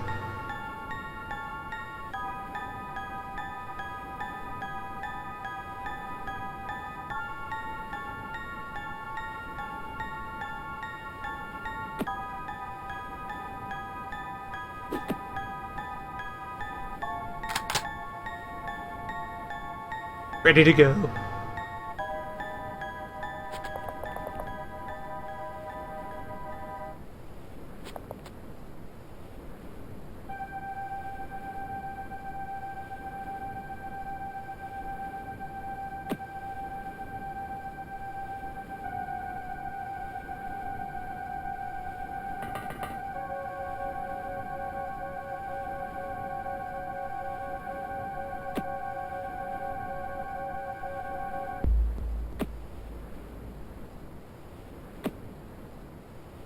Also, get this ammo over to someone else who's still using a regular gun.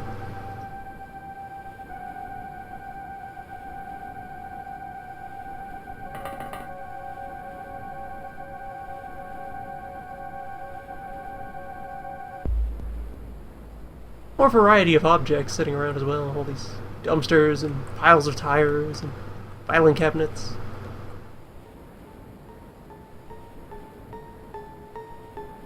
I like this wiggling water. What I was getting at. And hey, look. Boxes full of recycled stuff. Forklift, payphone. Even though it is the sequel that's the same game again, a lot more polish went into its creation.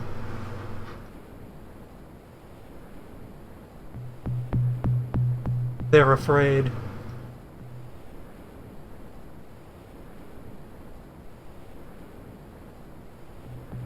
Horrible, angry, spiteful, hateful polish.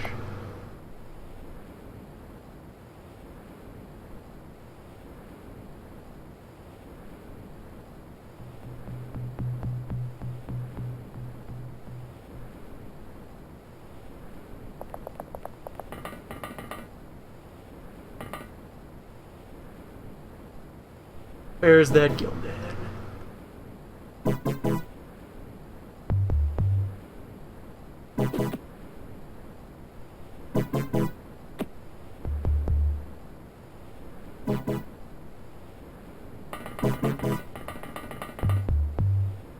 Onto the roof with you. Need them sky eyes.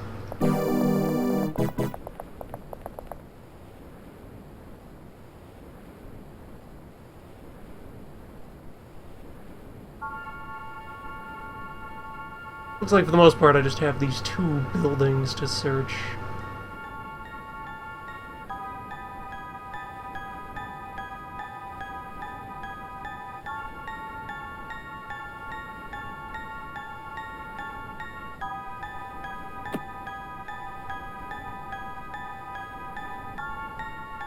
I am reasonably confident all civilians are dead, so I'm just going to declare that door off limits.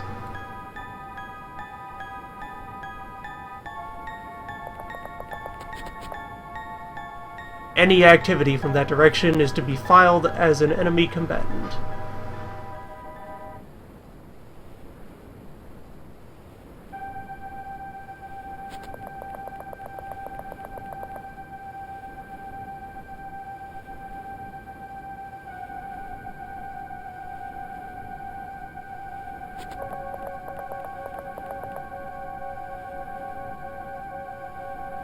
Two large buildings and like a shed.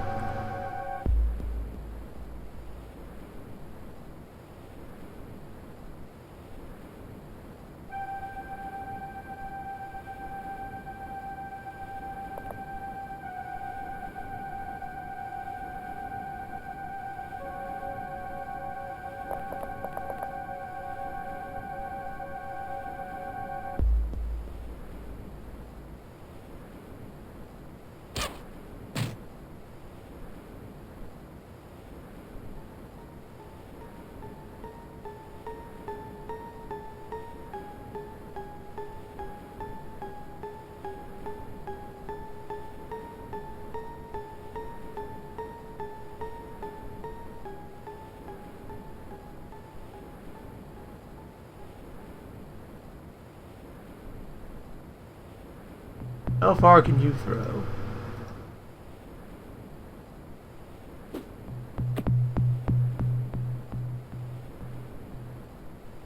Pretty far.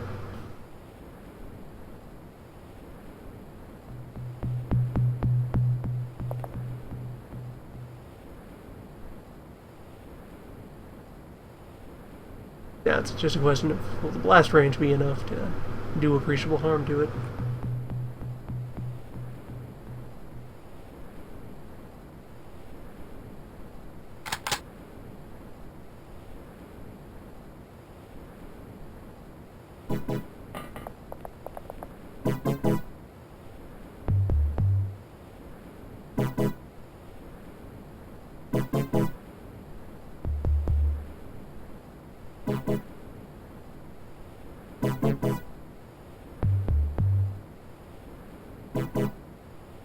You know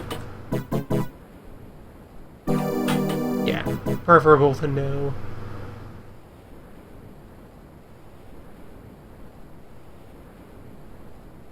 I mean, it's not a very thorough picture we just created of what's in there, but we have at least the one brief insight. You are down to a grenade. Let's move you closer to action.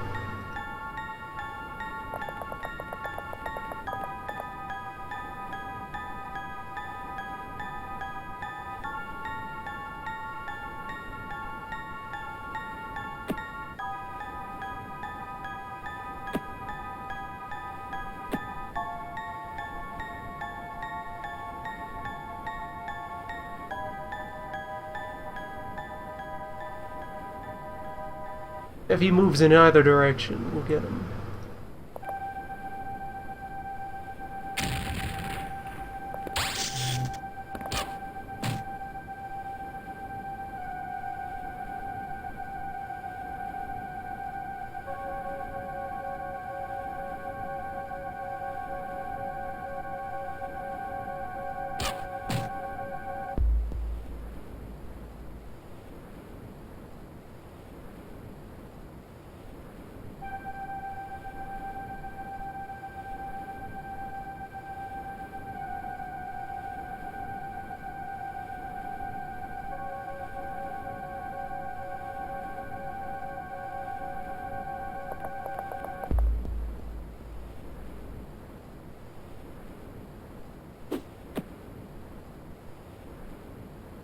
Alright, that fell short.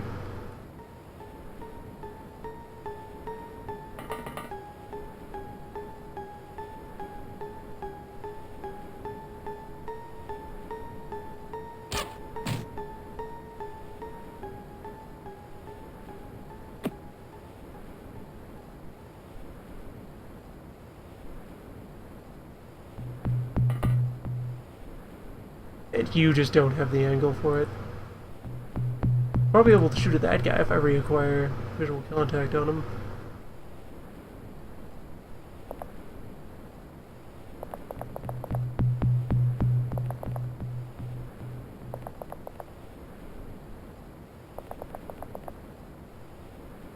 Where'd you go, friend?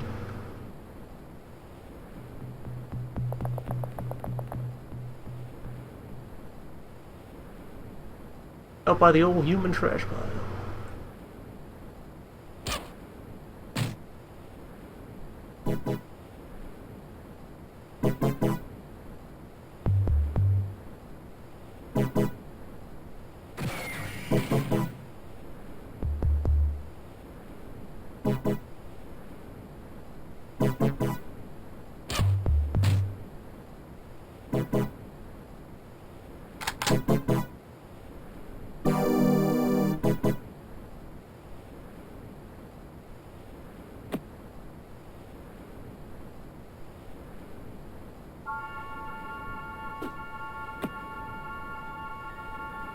Your move.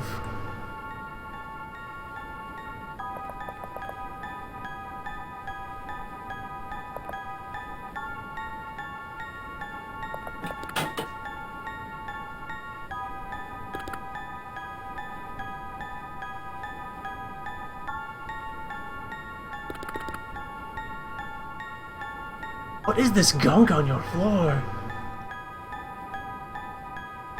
Clean your warehouse!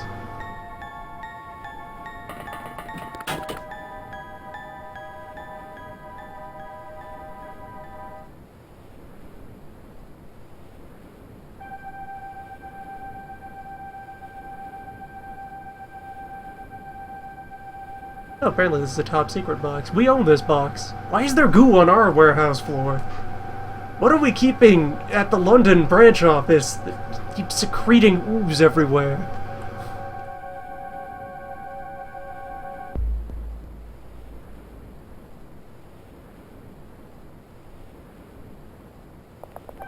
How high a clearance do I need to be informed about what's in the gunk box?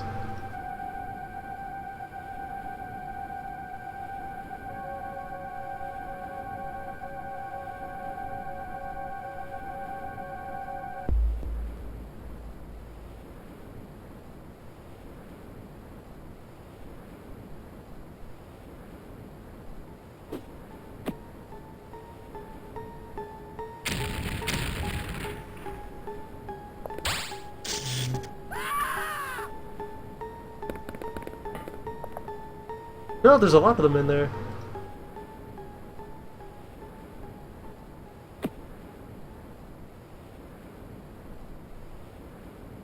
Well, create some smoke. Team, do you have a shot? Well, you're empty, so... Instead, establish a minefield.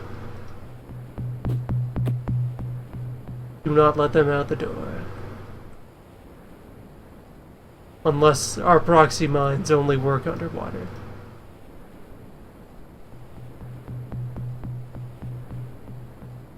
That's just the kind of thing they do.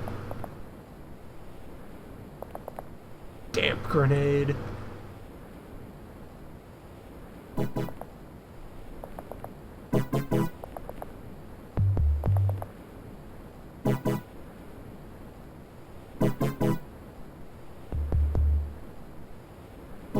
This is a terrible position to be in. Barrels on all sides.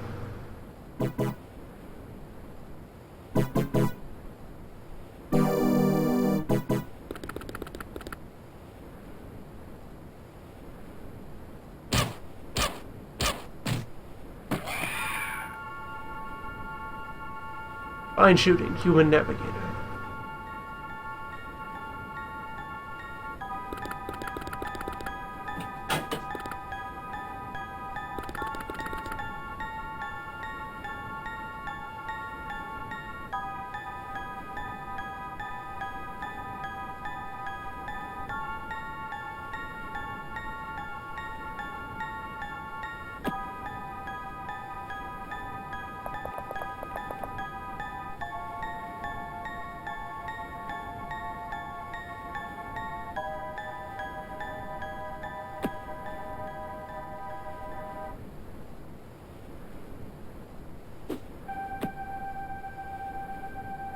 There, just pile up more explosives around this building. They go anywhere. You guys get them. And judging by the map spread, that should be their last holdout.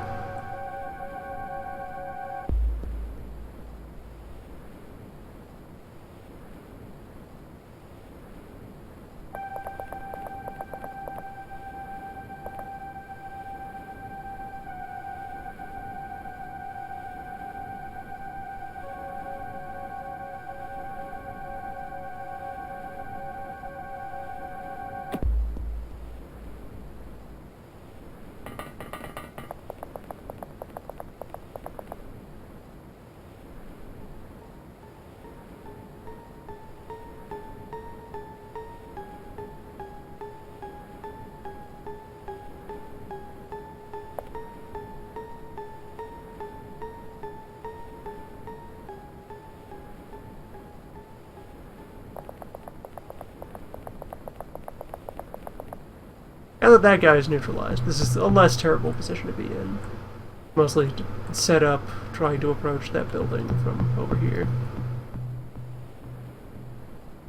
Either of you have a dye pack, do you? Nope. How about you? No. You do, alright. Red shirt can scooch over there and spread the gunk.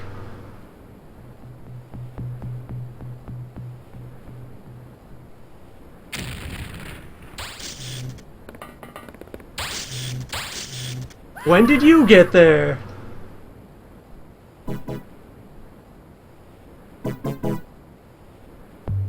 Everyone's peripheral vision got worse.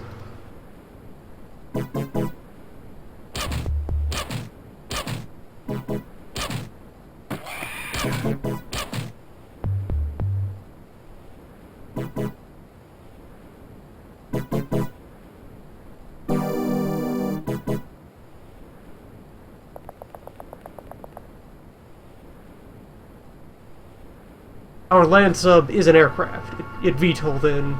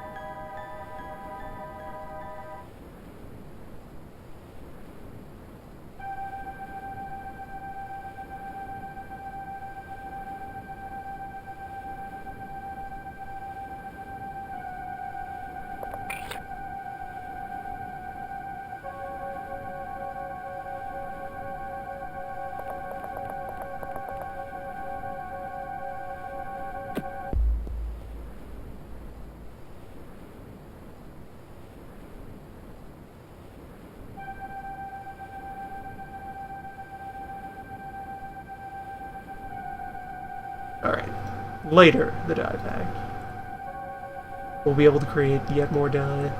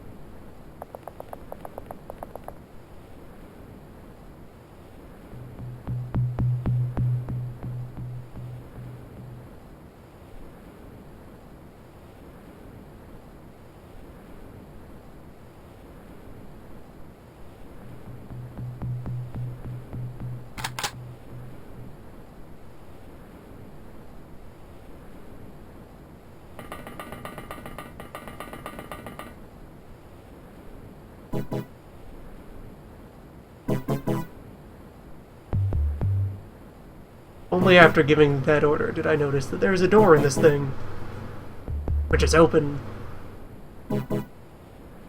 There could very well be a thing standing right there.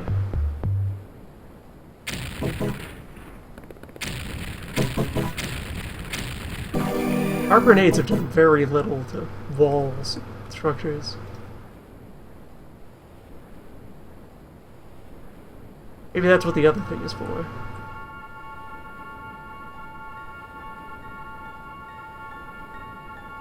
More extensive looking bomb.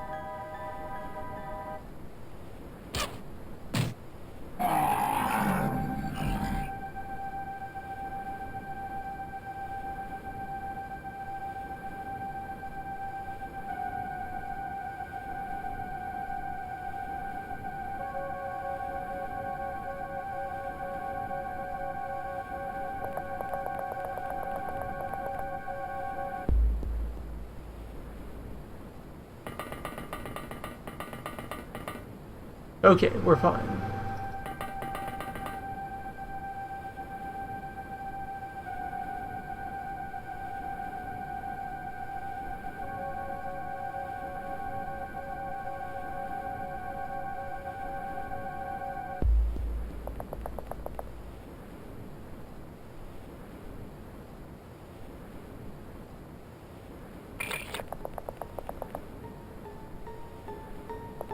Sounds they make when stepped on.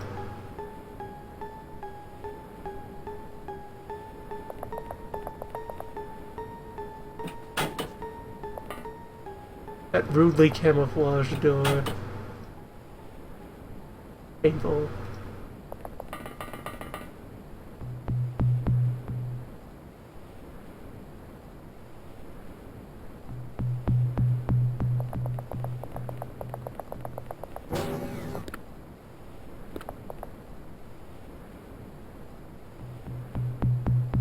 Maybe all the floors are normal, but it's our folks' shoes that are wet.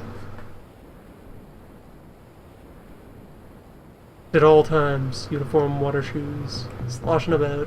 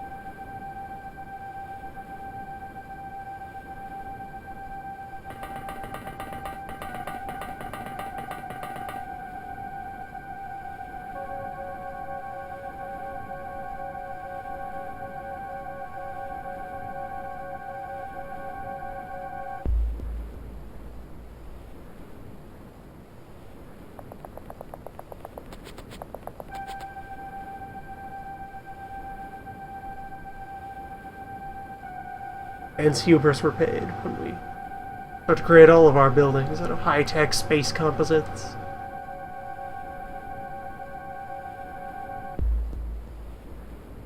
Our ability to create outstripped our ability to destroy.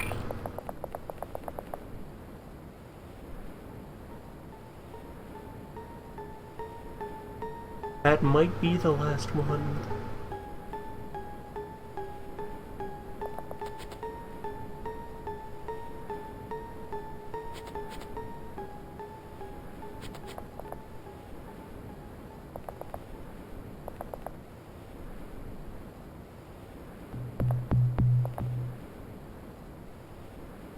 Wherever it is, would be the last one.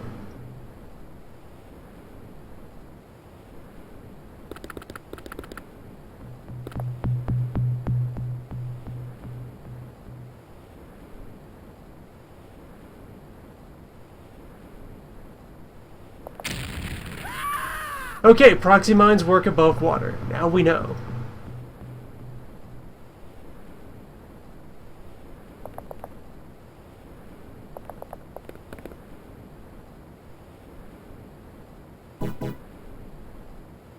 Valuable intel.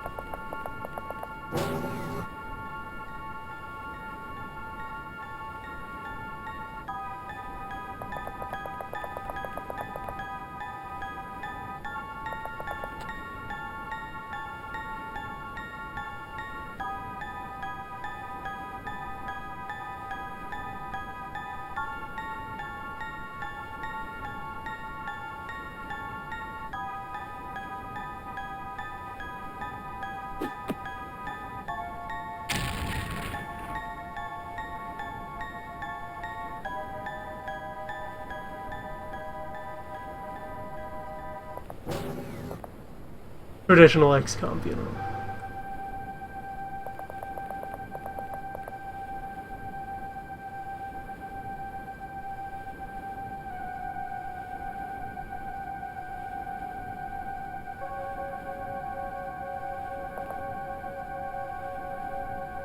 Lance, please.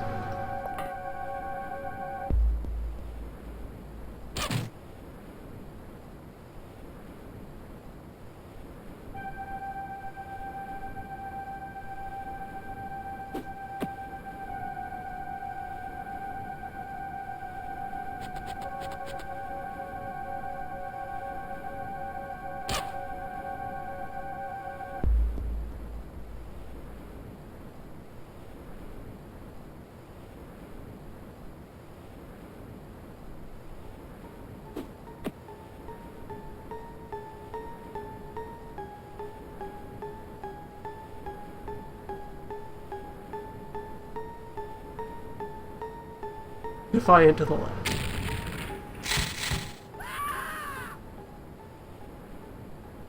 Okay, so it also has a projectile weapon. It is a projectile weapon. Interesting.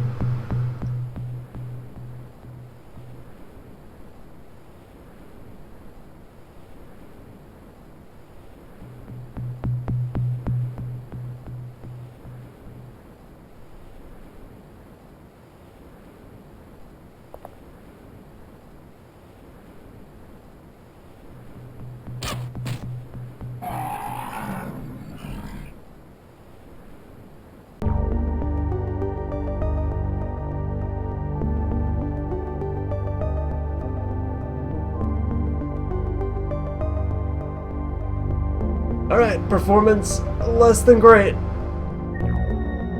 At least in terms of national rating.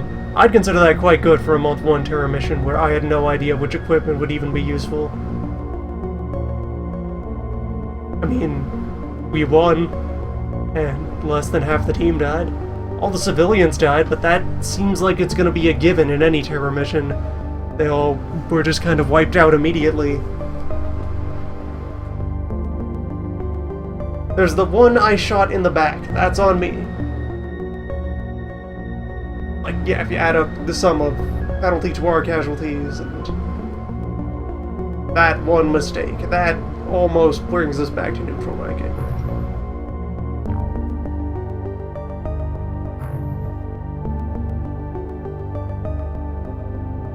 Goodbye, Lance.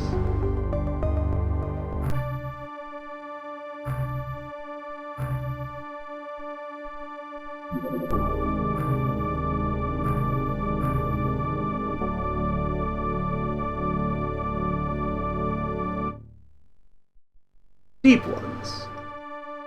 Those were deep ones.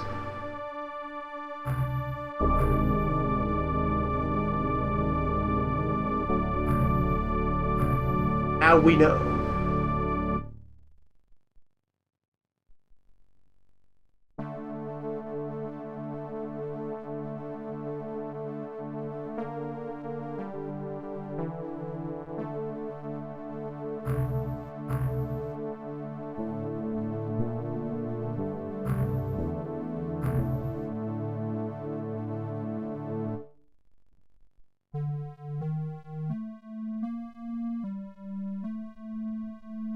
Yeah, for land missions, it was the regular gas cannon that was still functional.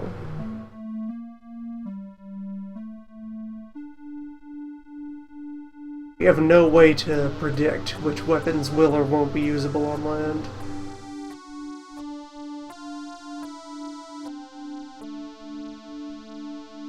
Really, that's something I feel fine about, just going and looking up between sessions. Give myself the heads up. Wonder if it's mentioned in the UFOpedia yet.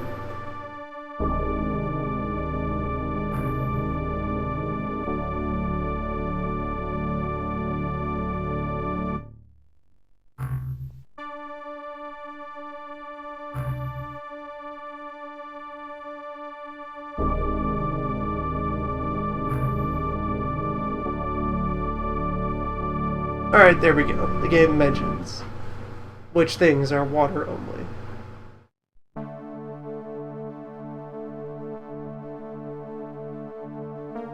Magnesium-fueled mini-torpedoes.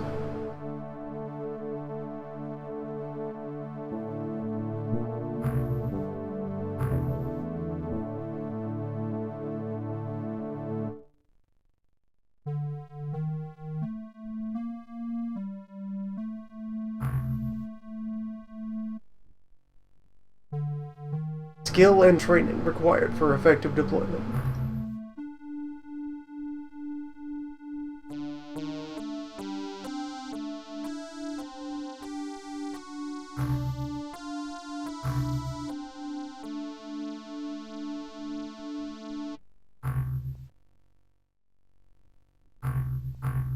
Right there, we've wandered into base facilities, so now on our way.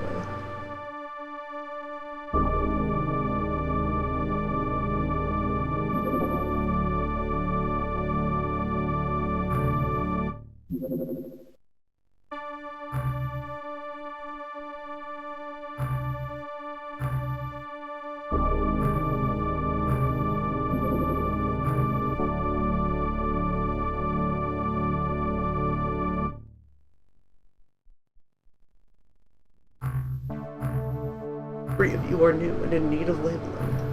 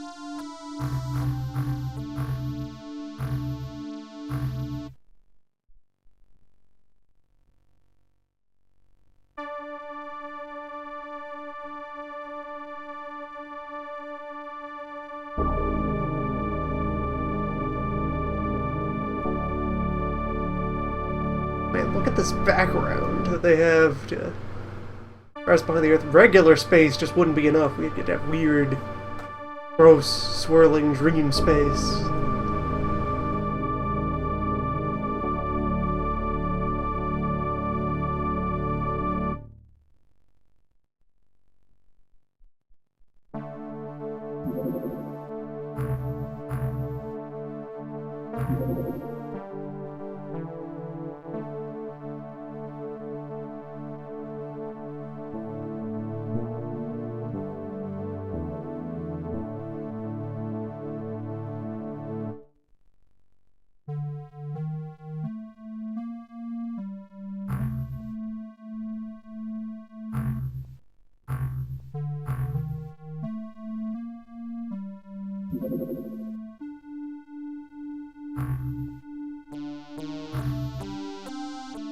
The buffer restored.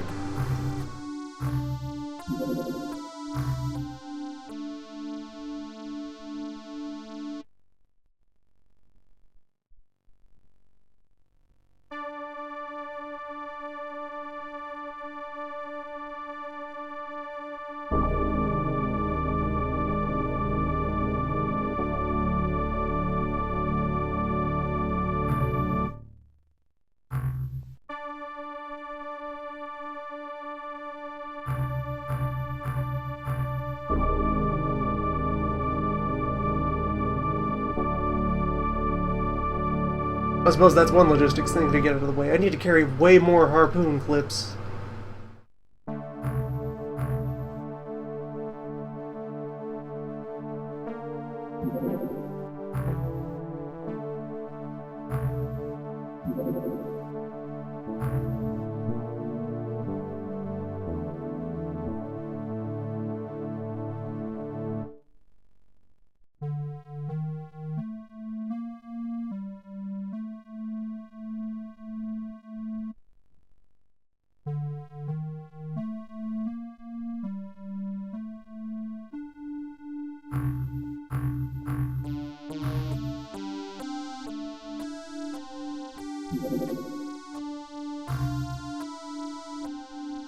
Well, the whole first wave of base facilities is done.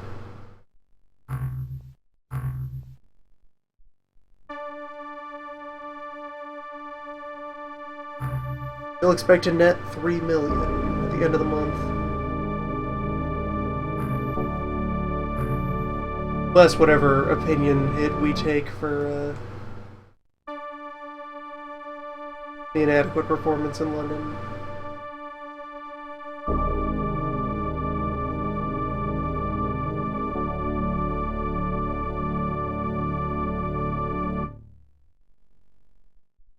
It would not surprise me if the increased jankiness of the map were somehow a direct result of deciding to add these rivers. Like, if the only way they could figure out how to draw the rivers onto the map involved adding a lot more polygons, so they had to cut corners on coastlines.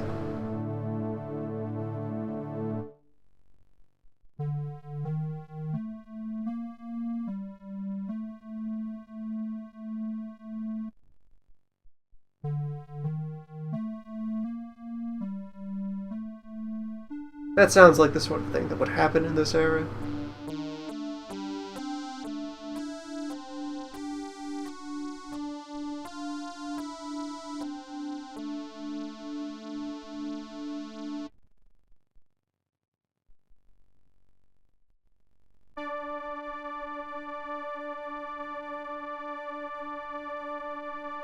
Alright, slight negative monthly rating.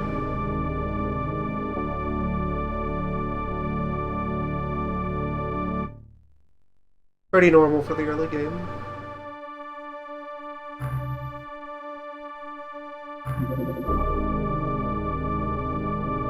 Satisfied the Arabian bloc and displeased the US.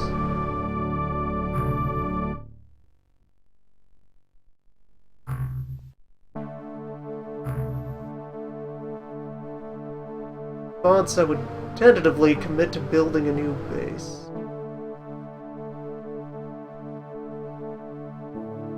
My god, that tiny Alaska. Strange, gangly Alaska and Kamchatka. Maybe there's lore for this. Maybe this is some degree of global warming has occurred. And ocean levels have shifted around and destroyed all the coastlines. Maybe.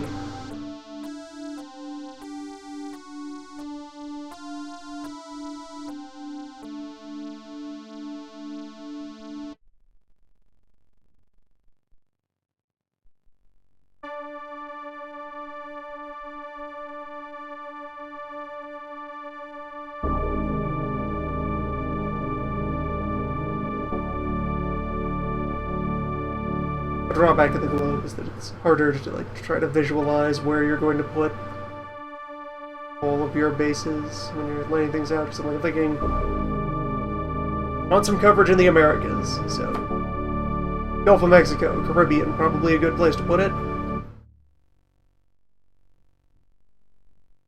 I want to kind of eyeball out where I would put the other bases in response to that.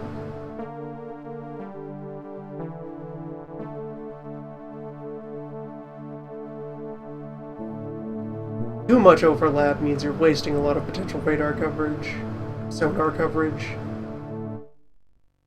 You know, damp radar.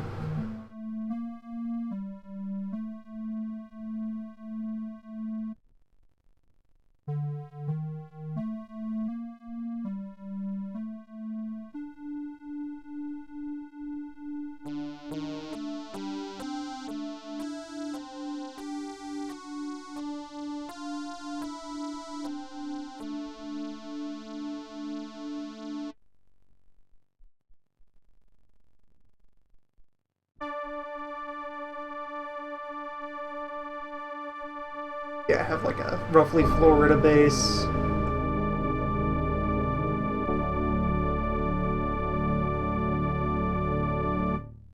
Vladivostok base. Together, the three of those would give me coverage just about reaching up to the pole. Yeah, that'd give me like a whole hemisphere worth of sonar and extend down about far enough that it'd start covering that need maybe an Indian Ocean base. That would give me much of Australia.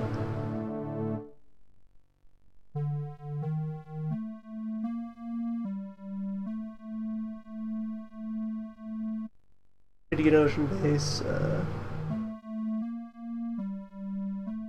South Atlantic base to provide coverage to South America and to South Africa. Start grazing over Antarctica.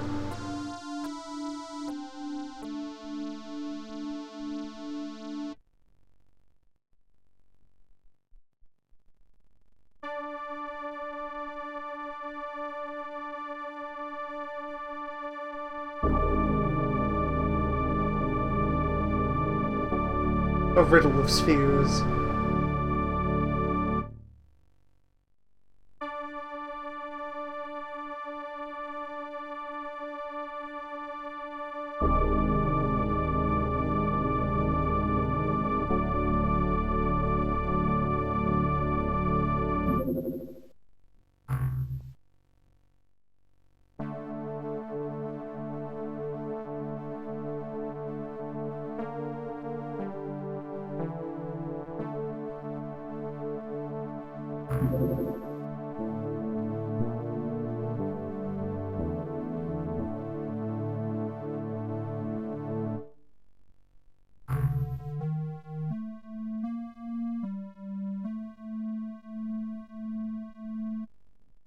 Now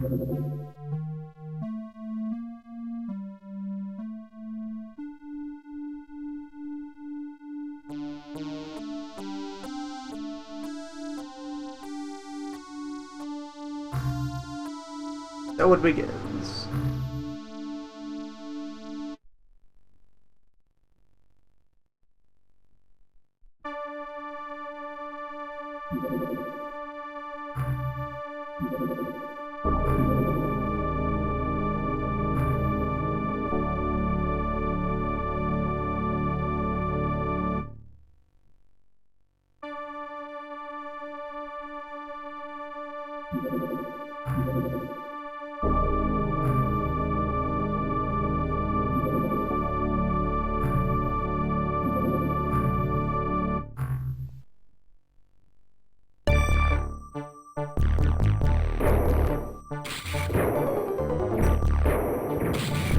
Another one of these. Encountered in slightly deeper water. Last fights were largely in shallows.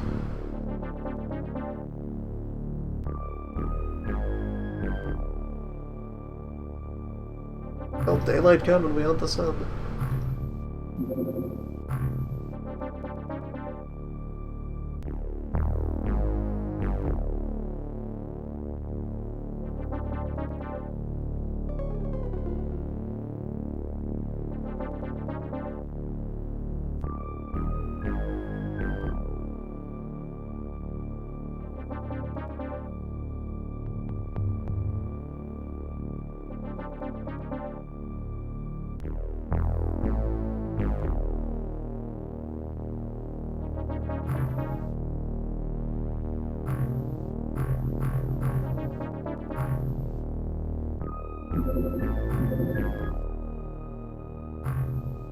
On our way.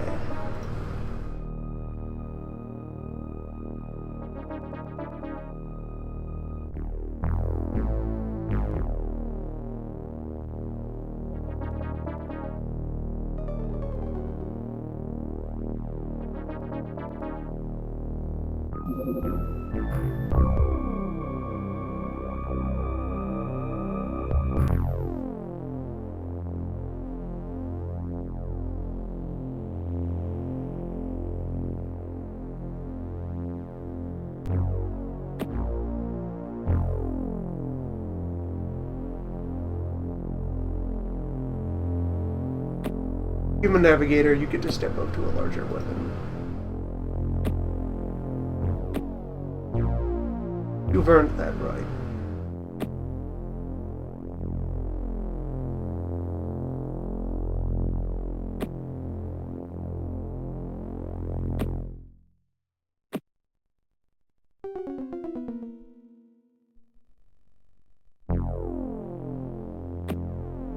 You will take up the harpoon.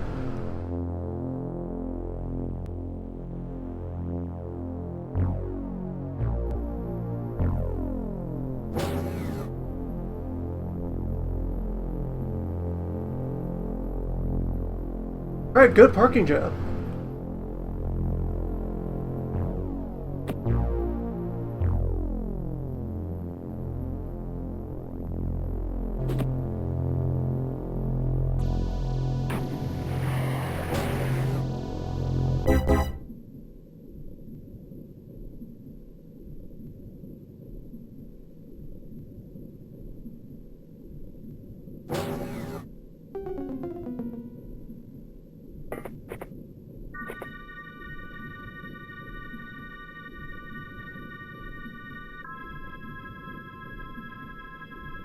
Look at this lovely tiny volcanic vent. Lava flow.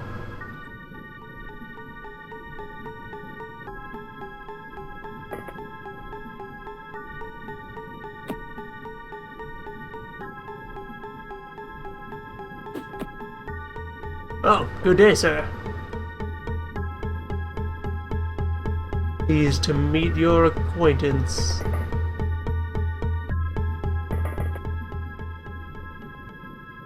Administer traditional human greetings.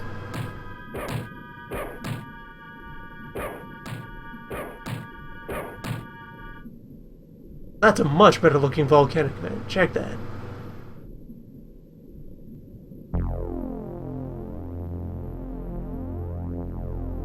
The ocean is filled with marvelous things.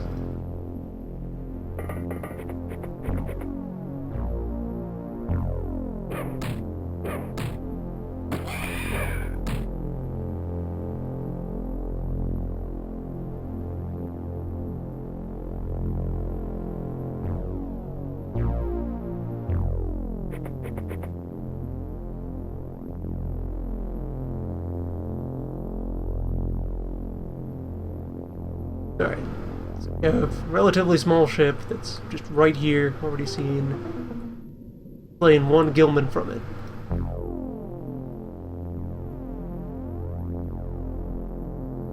Reasonable to expect that this had no more than 4 occupants.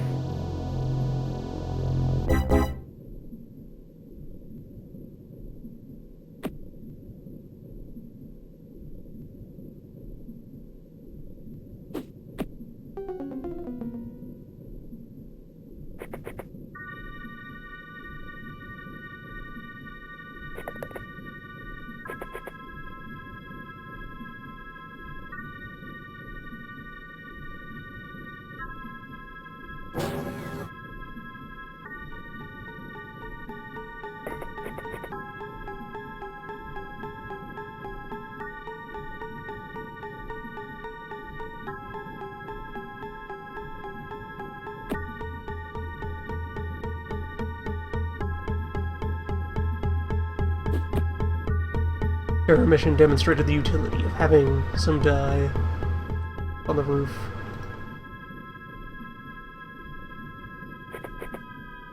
The roof's so accessible now, that's a pretty sound tactic.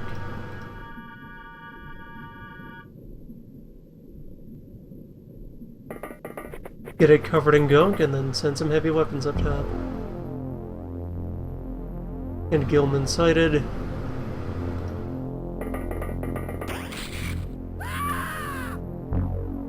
Reaction fire, of course.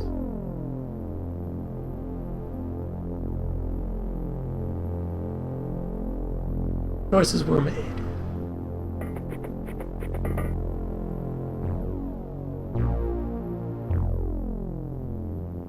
And will be made again. Till they bring us victory.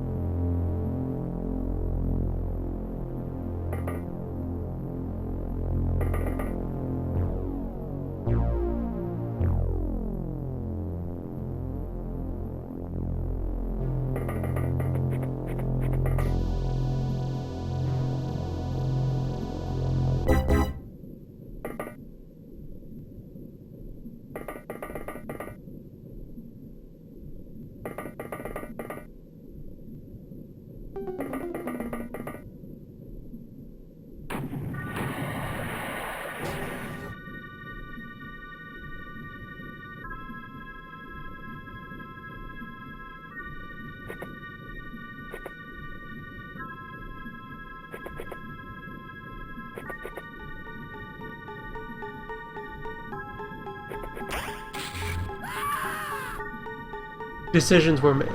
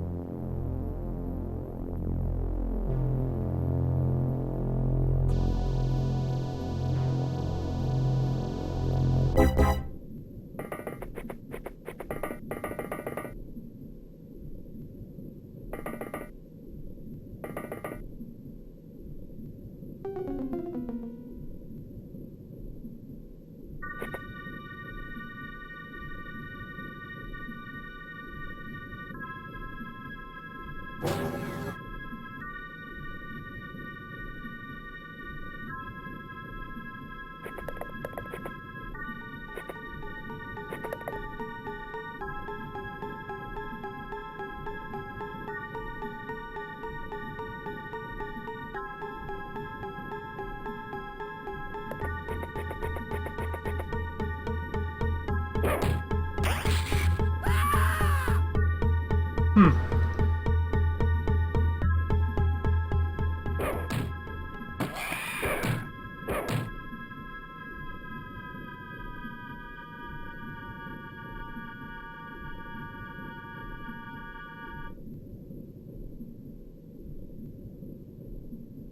Worked out in the end.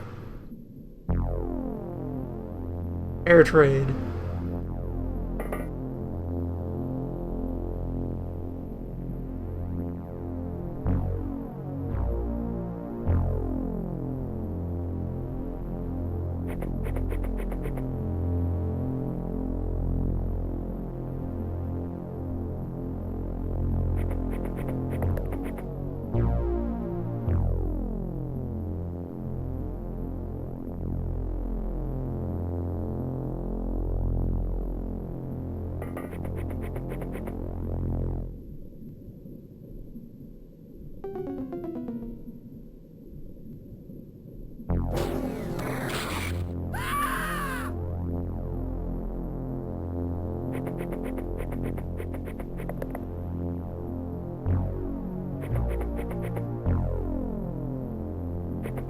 Dude, relax. Just a fish.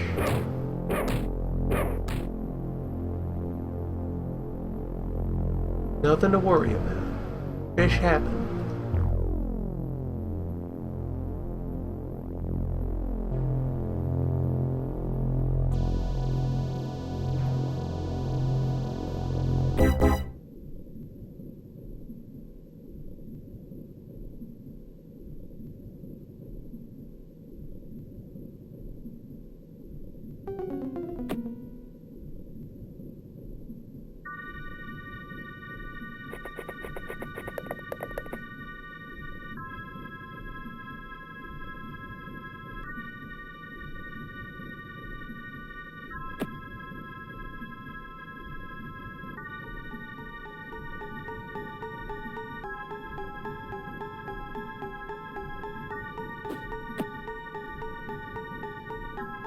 Might have been able to land it there, on the farther off tile.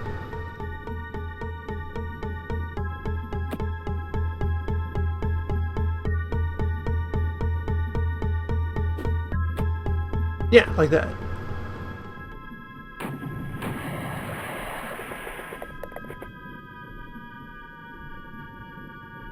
See? It's just fish.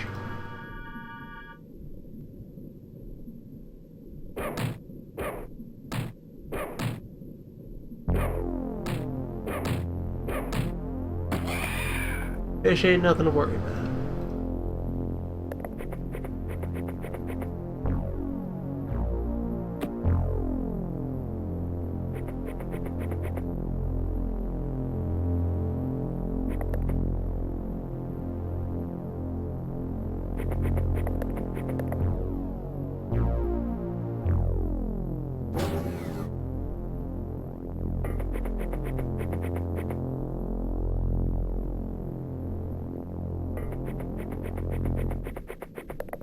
I am loving this easy access to the roof of your dropship. Right away, make sure that every map you have some access to three-dimensional thinking.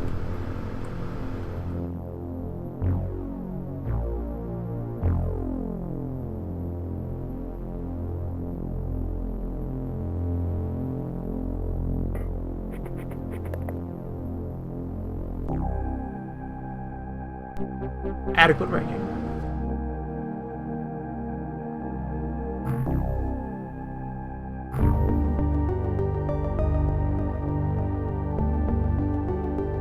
Goodbye, deadbeat.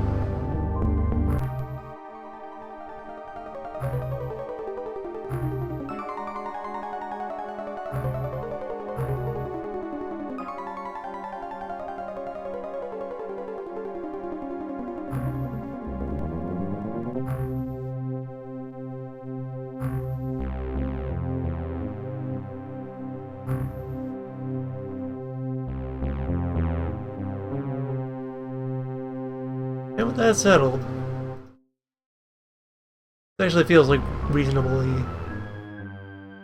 reasonably fair and effective cutoff point for our first session.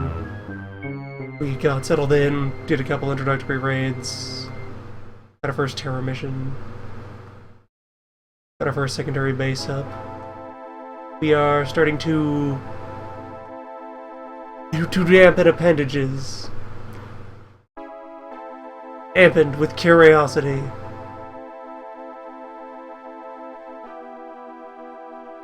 Terror. From the deep?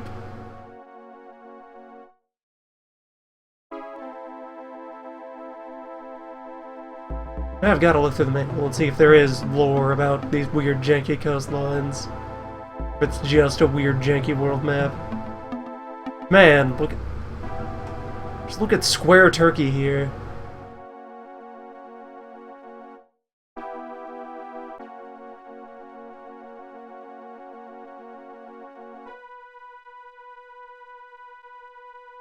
What a world. You know, the American coastline that's just one straight edge.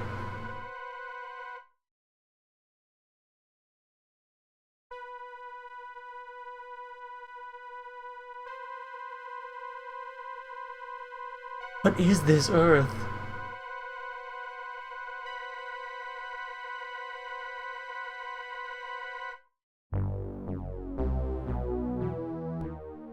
The true terror.